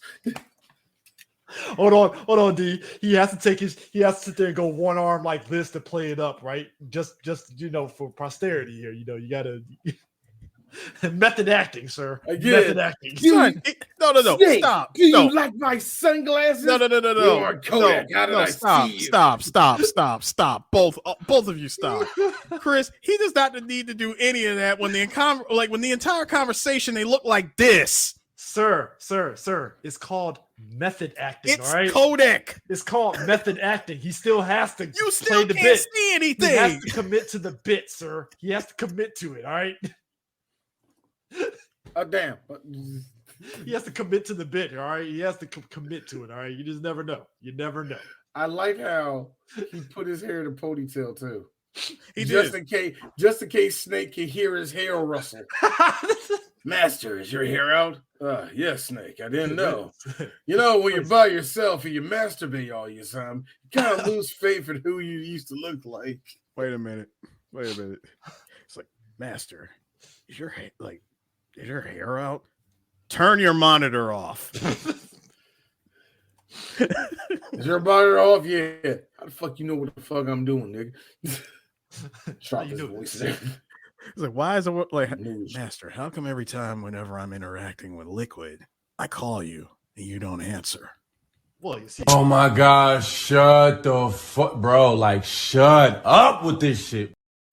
Yo, he really is like that, like this motherfucker. Like, dog, shut the fuck up, bro. Like, what are you talking about? Just get up there, man. God damn. Go out there, the flora, the fauna. No. You're in a foxhole. Come on, just go, nigga. No, guys, it's this. God damn it. Okay, I'm Liquid. All right. Just ruin the whole thing, man. You ruined the whole thing. You pull the ponytail out, take off the glass. You served your purpose. You may die now. I still like how, in the reality of all that, it took the United States Army a full 12 hours after clearing this man to be on the fucking team for somebody to go, hey, somebody go up to his log cabin and see if we can talk to motherfucking Miller. Should we done that before the mission? We should have, but kind of. Here we are. Here we are. Okay. With the U.S. government, we dropped the ball on 9/11. All right, come on. This is how this works.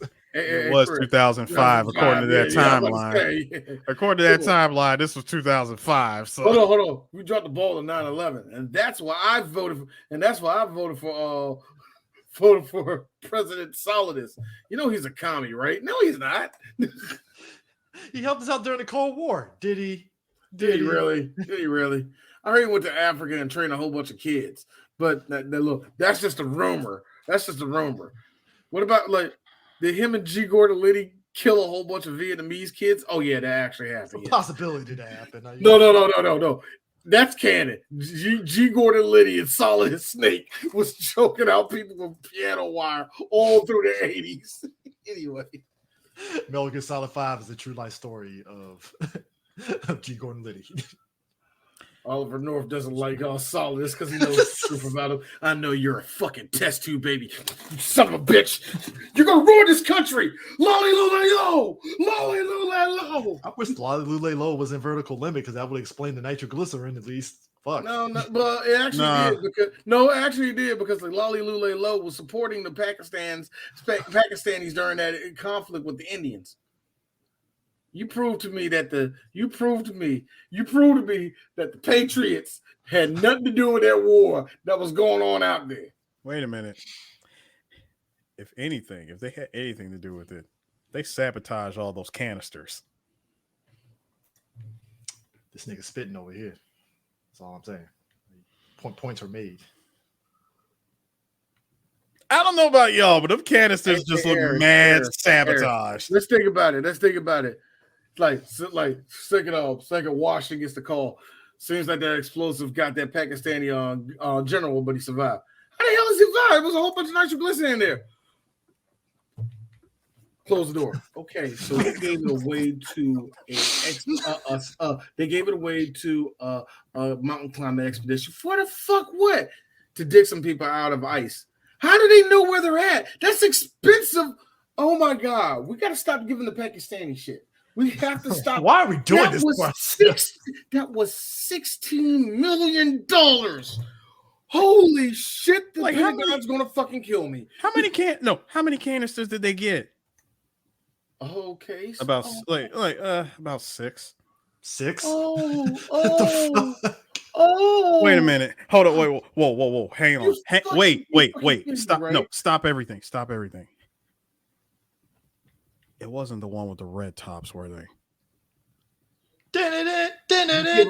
Hold on. Did you gave? I'm playing the other general that shot what you just said. General Riley, did you just say the red tops? Please tell me it wasn't those. Harris, right there. It gets quiet. And I say that. I want to be, you son of a bitch. You killed them. You killed them. Okay. So I will say this. Continue it on though. Why? No. You know, in the words of Steve Harvey, why it was any of that? Now I will say this. So you could have given him like dynamite, nigga. That's all I'm saying. Over the course of this rescue mission, so C4 would have did it. One piece of C4. Hey, you might cause another avalanche, but you know what's better? That than experimental nitroglycerin. Bring in some kind of controlled demolition. Yeah. What Acme Company bullshit were they on? Here's my thing. So Monique, Peter, and Wick, they're camping out. Peter, because I guess he's a genius now, he picks up on, Wick is really going to kill Vaughn. He ain't really interested in rescuing anybody. He's really just like, it's on site with Vaughn when I see his ass. I'm with him. I'm with him. It's like, I'm sorry, that's man. Fair? Son, you abandoned. First of all, you stole the decks from my wife. And then you come up with a bullshit story talking about she lost it out of her pack. She always kept it on her. Like you stole that shit and left her to die. I like how Peter is like, gasp, revenge, and I'm like, you're doing revenge. How can you do that, Wick? You could shut the fuck up. That was Scott Glenn the whole movie. Yeah. This mountain. You could just shut up and let me do what I'm about to do. Yeah, resting. You don't like this nigga the whole either. Movie, like, just shut the fuck up, kid. You know that the moment that Scott got inside that freaking crevasse and sees Bill Paxton again, going full Crystal Dynamics, holding up that damn axe. He didn't have to say it. Came into the wrong house, fool. Meanwhile, Scott Glenn looking at him. You're not that guy, pal. Trust me. You're not that guy. Okay. Okay? You? Absolutely. That is the face of a man that clearly tells you you are not that guy. Man, that is a face that says 32 below, pussies. That is also the look of a man that tells you to pull yourself up by your bootstraps. I like how That's a man. That's a man where if you go into his house, you can randomly hear this in the background. It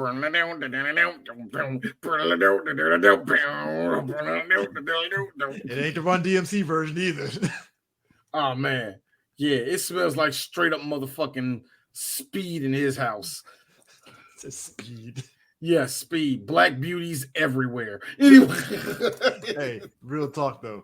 I like how so when they're putting together this rescue team of Peter, Monique, Vaughn, and then the other three, right? Because basically the whole gist is pair up somebody that's experienced. The Bench Brothers. Yeah, the Bench Brothers. I like how beforehand, even with the rich guy saying, I'll pay everybody $500,000 if they go on this rescue mission. Here's everybody. This sucks, man. $500,000 didn't budge, not a single fucking person. Oh, 500,000 people really. No, so, I'm sorry, Chris. 500,000. This is in the 2000s where 500,000. I know. Go somewhere. I know, but 500,000 still had people looking at him like. But why? Why would you do that? Why would you do any of that? Here's the thing. What if I die? You gonna put that 500,000 towards my kids? I'm sorry. Who are you? Thank you. Hey, is Chris going to get the $500,000? He died on the mountain. I don't know that, Chris. I don't know that person. Don't know. Does anybody got any of his information? Did anybody fill out any W-2s? No tax information? No nothing? Does he got PayPal? Nigga, this 2000. PayPal wasn't a thing for like 3 years. Hold on. I know there was an online pay thing that happened in the 2000s. I forgot what. God. What was? Hold on. What was PayPal before PayPal? I know there was, because I remember besides wire transfers. I knew people were doing like online shit with money, but I want to say it kind of like wire shit a little bit online that you could do, basically. I could have sworn there was something online. Wait, hang on. Hang on. You gotta remember, Chris, this is the year 2000. We were just getting high-speed internet around this time. Okay, fair enough. You're right. High-speed internet was like barely the norm. I'll tell you what we had back then. Western Union. Gonna hotwire that $500,000 to Western Union to his family? Probably not.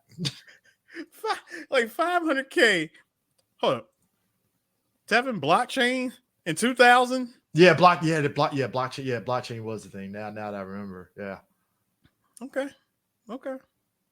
But they weren't wiring that shit through blockchain. Yeah, I was like, I don't remember how blockchain works. So I mean, it's just one of those things where it's like, all right, cool. I'm about to say like late 90s, early 2000s. It was all about that wire transfers. Yeah, I mean, you get that wire transfer, it's a wrap. So it was the most convenient at the time. Like I said, wire transfers, Western Union, Swiss bank accounts, the Swiss, something. Oh my god! But yeah, the fact that $500,000 didn't budge not a single person is hilarious. So it's like folks was really off that. Nah, we good, bro. It's the dead silence of everybody looking around like anybody volunteer? Nobody. Everybody looking around like, yeah, I'm seeing a whole lot of smart people. I don't blame them. I'm seeing a whole lot. I don't blame them whatsoever. It's like, hey, cool. I think like some people really were off of that energy of like, being told of, oh, what if it was so and so and so and so? Like, if he dies, bro. I'm like, you want me to kill myself trying to scale this damn mountain to get the people that are trapped up there? What nigga, what if I don't make it? You can suck my dick from the back on this, son. I'm like, what if I don't make it? Then what? Well, tough shit. Exactly. Which is the same energy they have for all these other people that were actually trapped. It's like, we don't give a shit. You don't give a shit. I don't give a shit. I mean, they're just looking at the odds. Let's really try to scale them odds. Like, bro, we got this mother of a mountain here. They're stuck somewhere over here, way up here. By the time we even get a quarter of the way, we're already looking at high possibilities of death. I mean, we're 25,000 feet off the ground. Death is certain for sure. Like it's there. There's nothing getting around that. Like you're gonna die. We are 25% away from reaching airplane altitudes. I mean, like, and the thing of it is, okay, so basically Vaughn and Annie, they get the idea because at this point, Vaughn had already killed old boy and somehow contracted fox dye and shit. Because it's funny, the shit is hilarious. He puts it's Las Plagas, bro. It's Las Plagas. He put his hand over his mouth because basically at this point, this dude's dead. He said, "Yo, put me out of my misery," right? So no, it's more of you're gonna kill me, aren't you? I just took a shot of Dex. Let me take a nap, bro. Nah, he put his hand over his mouth, and I mean, you could probably say it's karma because as soon as he did that, as he's doing it, which was too damn funny. I'm like, that's timing. It's poetic. That was timing. That was poetic. Pure poetic. Like, just all right, cool. So like. At this point, they get the idea. Hey, we get a bunch of blood, put in this bag, and we get it up there, and then we shoot it out, and they'll know where exactly we're at. Because they have the trajectory of where they're at, but they don't know. Right? Mm-hmm. When the blood shoots out, it is just splashed. I'm like, so is that blood going dry? Is it going to ice over in the snow? That's what I wanted to know. I'm like, dude, how long before that shit like gets covered in snow? Like, what if they're not quick enough? Because every time they kept communicating via walkie-talkie, I kept hearing 6 hours out, 5 hours out, 3 hours out. I'm like, bro, the snow keeps coming down. That shit's going to get covered. Look, if I survive that, I am never touching a mountain, anything again. I'm not even climbing monkey bars. Fuck that shit. It's like, I'm not climbing monkey bars. Fuck that. It's kind of like, it's the equivalent of like, I can imagine the trauma of if you get shot and survive. You see a gun, it could be a cap gun. You ready to take a swing at somebody for that. It's like I'm taking a swing. Because that's traumatic as shit. Like, it really is. And like, you just survived almost near death climbing up K2. I don't want to see a hill. That's where I'm at with it. Like, nah, I don't know. No, I'm staying. I want to stay in Texas where it's flat. How about that? Completely flat. Completely flat. I'm not. It's flat. It's hot as hell. It's like, hey, Chris, you want to go hiking? Go fuck yourself. I'm not going to hike. Fuck yourself. We're hiking through flatlands. We'll be all right. It's like, fuck your hike. I ain't climbing shit. And suddenly, you go hiking, then an earthquake comes. I'm sorry. That is too traumatic to just deal with. Like, I gotta deal with this shit now. Nah, bro. Nah. Wait. There he is. There he is. Hey.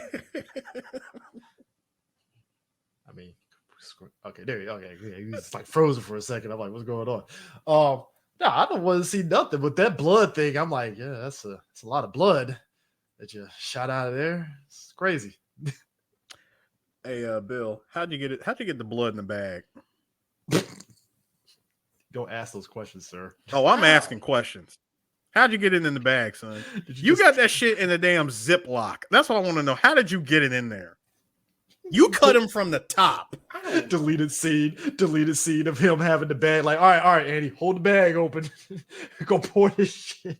I mean, bear in mind, everybody in this movie seems to be operating with pure Butterfinger gloves.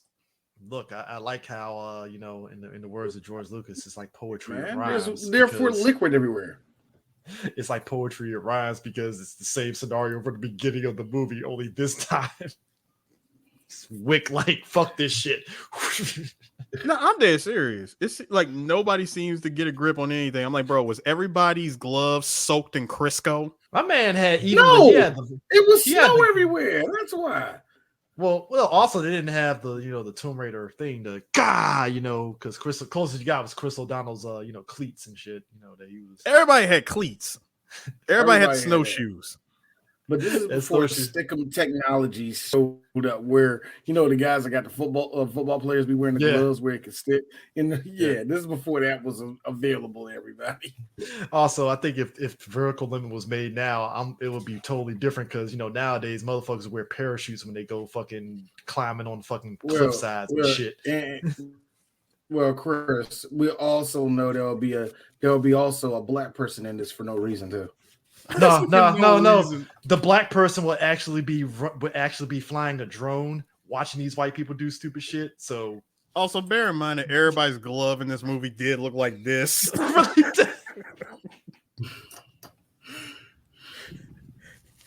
It's like, what the hell are you going to grip with this shit? I'll tell you right now, if I'm writing Vertical Limit now, the fuck, Harris. I gotta be honest with you. If I'm writing Vertical Limit now, I'll literally be like, so we're gonna put a black person in? Yeah, he's gonna fly a drone. That's it. His name is Jackson. He'll be sitting in front of a fireplace with a computer, having full access to everything that's happening on the mountain. He's in Pakistan in his dope out fucking condo, I'm just flying. Hey, I got it. Excuse me. Is he a black male? Yeah. Can we make him gay? Hold on. Here's the screenwriter. I don't see why we can't. Hold on, D.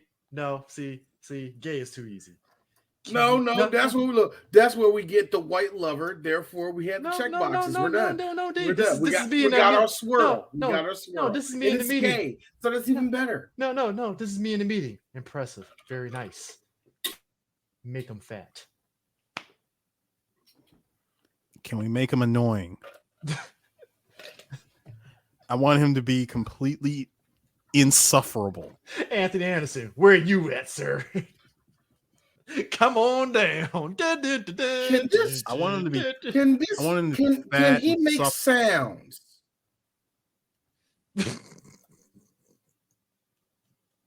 Can he make corny jokes about his fatness?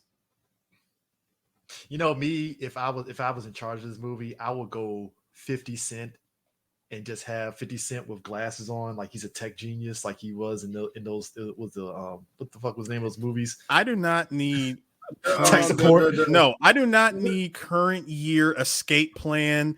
50 I'm about to Cent. say escape plan. Thank you. Escape plan. They threw glasses on 50 Cent and said, "You're tech guy now," and I'm like, really? But I know everything about computers. The microchips. It was even more disrespectful that they had him do that same shit in Expendables 4. No, minus the glasses, and he has a bulletproof vest. That's it. He just put on this G-Unit vest and said, "I know a couple of things I can do on the computer." He dusted it off. How is it that in my head canon now that you said that, Sue? I imagine he thought Expendables 4 was gonna be like 50 Cent Blood in the Sand. It's gonna be fun and whimsical, and it wasn't. Fun and whimsical? What was whimsical about Blood and Sand? Blood in the Sand was whimsical as crazy. How was it whimsical? Chris, did at any time of that movie did you get already a feeling? Did you get any of that?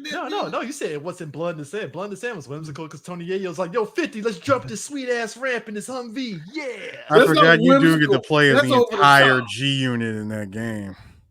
Boy. DJ Wu Kid. Yay. The game. I guess CJ and you didn't say that. Yes, he did. Hey, CJ. That's the only good check DJ Wu Kid will ever get in his career. So hold up, CJ. Understand something. Wu Kid only got that. He only got that shit by default because it was either him or the game. Well, that's only because Young Buck left G Unit at that point, so it was basically Yayo, Lloyd Banks, DJ Wu Kid, on the cutting room floor. On the cutting room floor, there's a scene with Young Buck in it. Right? Cutting room floor. Young Buck was in that game, and then when he left G Unit, it's like the only person with the footage of that is 50 Cent. And 50 breaks that out like he breaks that out like every now and then at a party. Y'all want to see motherfucking Young Buck in a video game. Let's watch this shit. Let's watch this shit. This nigga can't act for motherfucker.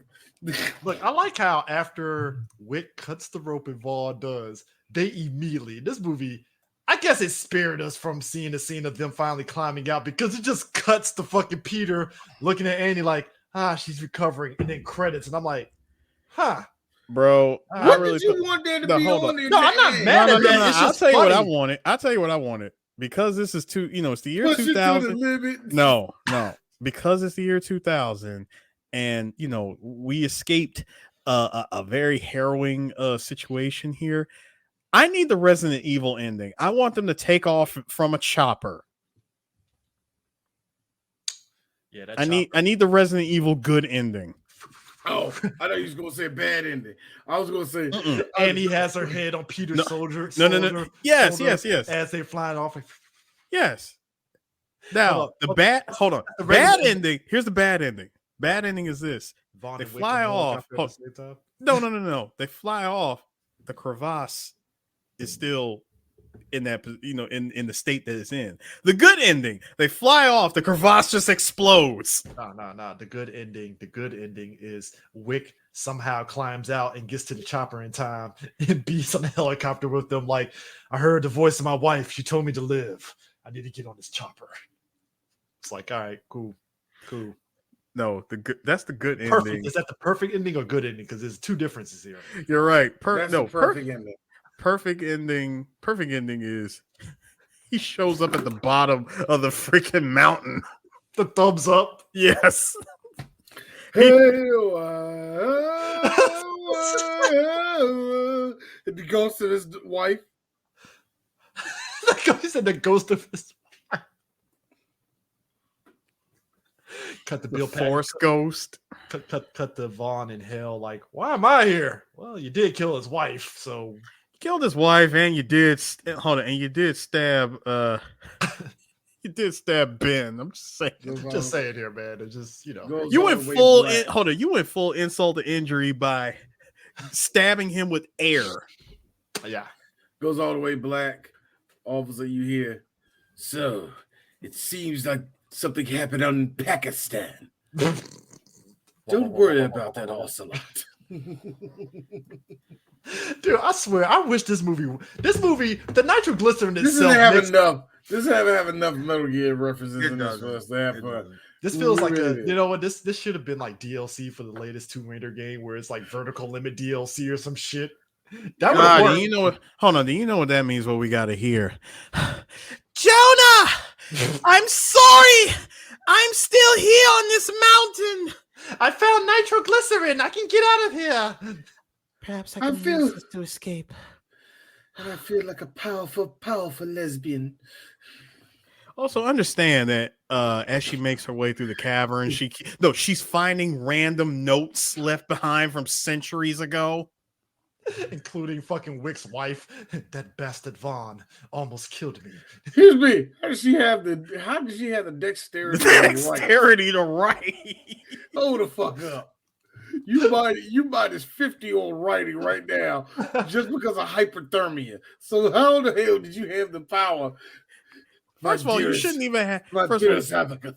First of all, you shouldn't even have fingers from the frostbite alone. That's why he made it. That's why she was at the bottom of the joke as a force ghost. The bad ending is everybody dies because Chris O'Donnell tries to climb out and slips and Nah, the bad ending is that you make it, you see your sister and all that, but then you see the crevasse. All of a sudden, those motherfuckers left me. A satellite phone. Hello? Hey, W.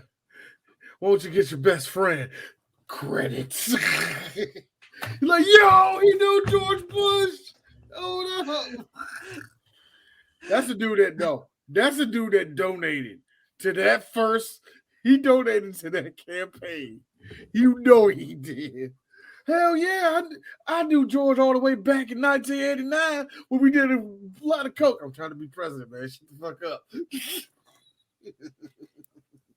I knew that son of a bitch was gonna get in. I knew that motherfucker was gonna get in. He's dumb as pig shit, but he made it in. I'm glad he did. That's the dumbest pig shit. I tell you, tits.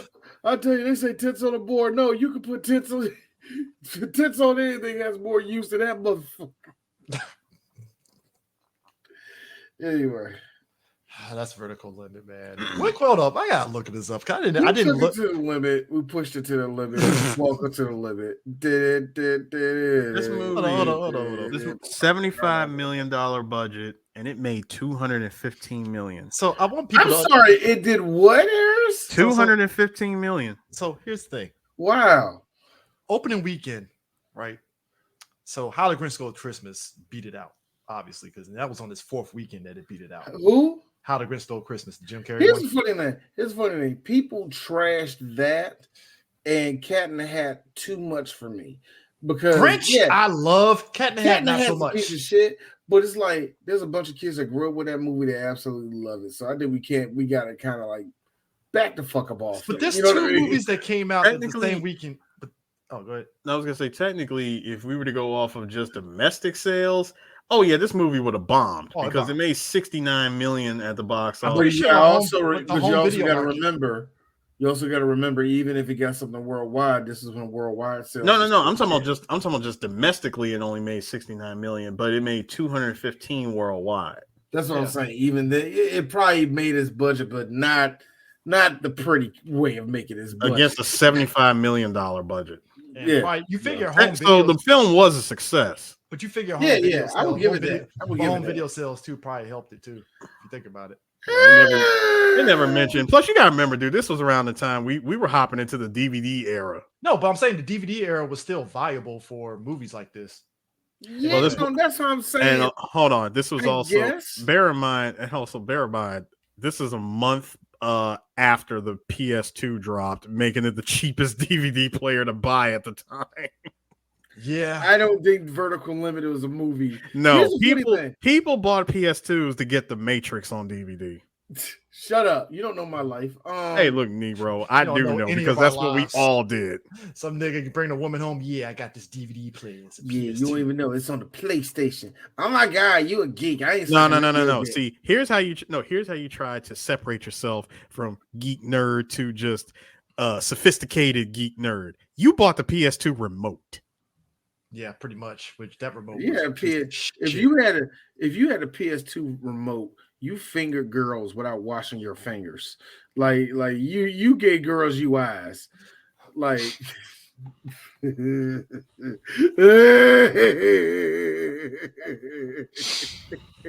that is so wrong. Brother, what's that?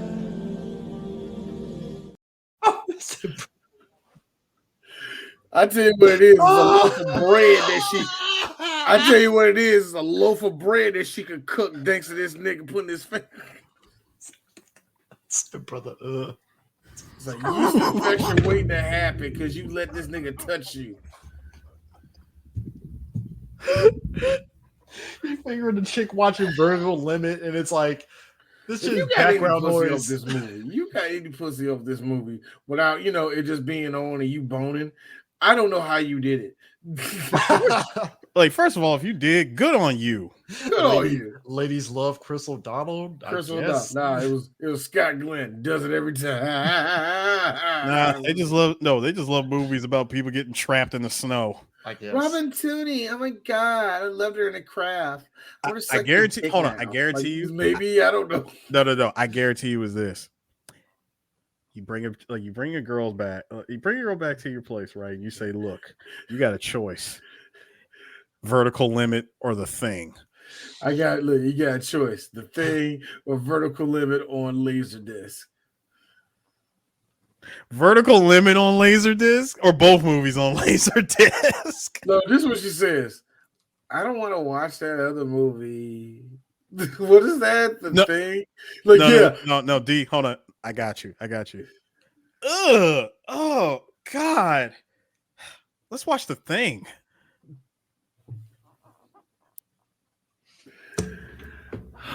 What do we have next, sir? What do we have next? All right. So I decided that we're gonna keep this whole month. Can I just go ahead. Two things real quick? Now, of course, the movie got mixed reviews from critics. 48% on Rotten Tomatoes. 48 is pretty fucking high for this goddamn movie. That's 48% in 2000 standards. Okay, shooting high, nigga. 5.2 out of 10. So, what is it? The critical consensus reads: the plot in Vertical Limit is ludicrously contrived and cliched. Yes, it is. It says, meanwhile, the action sequences are so over the top and piled one on top of another, they lessen the impact on the viewer. All of this is very much true. Roger Ebert, by the way, gave the movie 3 out of 4 stars, commenting, it's made from obvious formulas and pulp novel conflicts, but strongly acted and well crafted. Vertical Limit delivers with efficiency and craft, and there are times when the characters are dangling over a drop of a mile. Then when we don't even mind how it's manipulating us. Roger, you let this movie get off. He really did. He did. Yeah. By standards of critics at that time. By standards of him. I would no. If he were to say that in front of me, I would have said, Roger, I'm gonna need two. I'm gonna need 2 more paragraphs explaining. Cite your sources, sir. Cite your work. Cite your work, sir. Roger, show me the long box. Hey, did that studio put you on the payroll to fucking big up this movie? Show me the long box. They give you a DVD release of the Valley of the Dolls, ain't that? They actually finally putting your shit on DVD, ain't that? Son of a bitch. Mm-hmm. But nah, I just wanted to just throw out the critical reception on that. But yeah, what we got next? What we got next? The next movie is going to be a fun one for all of us because we talked to it before, but that was like year 1 to 3 Big Geeks, and we are talking about Street Fighter the movie, the one with Jean-Claude Van Damme, and the one where Raul Julia didn't have to give a fuck, but he gave full of a fuck. I mean, it put in one of a hell of a performance. Look, Raw doing all that acting, and everybody's questioning why he's doing all the serious acting, and Raw just responded in kind like this. But you got to have vision. Folks didn't see the vision then, but they saw it later on. I guess you didn't see that, did you? Which is the PAX by Sonic. The PAX by Sonic. Look. I have never in my life, my mom's cousin saw the movie, right? Me, I saw the movie, that scene where he says, I guess you didn't see that, did you, right? I cracked up at that line, right? We were going on a trip down to North Carolina, and she was in the car with us, and she was like, yeah, I saw Street Fighter. Didn't really like it. And she quoted that line. Me, I'm dying laughing like, that was hilarious. She looked at me like I was fucking retarded for even laughing. I would too. I like that line, and I would look at you stupid. Yo, the line delivery is just great. Like, I guess you didn't see that, did you? Nah, for me, and me and Eris, we talked about this, and we better talk about it all the way. Eris, it's just that all of a sudden, this nigga had no hair. He had the shit around his neck. He was a draws. Why did Dr. Dawson? Guys, Balrog had boxing gloves in his pocket the whole fucking time, apparently. He had to put his head in the ponytail. A fucking Samoan nigga. A Samoan nigga is playing a Japanese symbol. This movie is 8 world. No, listen. This movie is 8 World Warriors kind of terrible. I watched 1994 me. Congratulations! Oh my God! Congrats! Fate liking this for one reason. You know what made up for all the shit I didn't like? You know what Australian import Kylie Minogue? No. The fact that these niggas sans ass. Minimum. They did the bare minimal and posed at the end. For whatever reason, D said, all is forgiven. I'm so disappointed. I was so disappointed. I so much. I was so disappointed with that pose at the end because I'm looking at Kylie like, Kylie, Fortnite did not make this version of you until decades later. Where is the unitard? Oh my God! I mean, you know, people who don't realize. I mean, what did it cost you like an extra 10 G's just to show some ass cheeks? And you know what? And here's the best part. I like how it took all of us, a collective 20 some odd years, for finally realizing it. And they only became because we all got older and we really understand how time works. Because we're older, wiser. Bison straight up said, I'm sorry. I don't remember any of this. And think about it. And he broke it down for her. The day that I showed up in your life was the greatest day of your whole entire life. History moving errors. It changed the path, Christopher. And you know what he said? For me, the shit was Tuesday. It was bars. That's a cold ass line, nigga. Bars. Oh my goodness. Raul Julia knew he was dying and decided with his last three roles, he said, I don't need to do this shit with Gomez, but god damn it, I would do it. I don't need to go down to somewhere in South America and do this movie about the trees, about niggas cutting down trees and shit. I ain't gotta do that. And you know what else I ain't gotta do? I don't have to play M. Bison. What does the M stand for? He probably asked that too in the script. Like, what does the M stand for? Mr. Bison dead, dumbass Puerto Rican kids. Or Master. Master Bison, like Master Bison. That's what I always thought it was as a kid. I always thought until they said it's Mike Bison, which had us all confused, thinking that history of dude's name was actually named Mike, but of course, it was, because Mike Tyson was such a huge thing in Japan, and they wanted to give it to Boxer Balrog. They were like, we have a feeling we're not going to get sued, but he would fly to Japan and punch everybody at Capcom. But yeah, I'm glad they did change it because it gave us the greatest thing in the world. Bison! Bison! Well, then you play the Japanese CVS 2, and then you see the names kind of go back to the proper person, and it's like, well, this is weird. Or as I like, Nigga is Balrog now. Why? Or if you just play the Japanese version of any of the Street Fighter 2 games, you saw their original names. Shout out to a couple of niggas that knew me and didn't punch me in my fucking mouth when I said his name is Nash. Thank you for not punching me dead by mouth. You should have. You should have. On principle, you should have. On principle, you should have slugged me one. But yeah, Street Fighter is what's next. Yay. Yep, Street Fighter's what's next. See y'all people next week, y'all. Push it to the limit.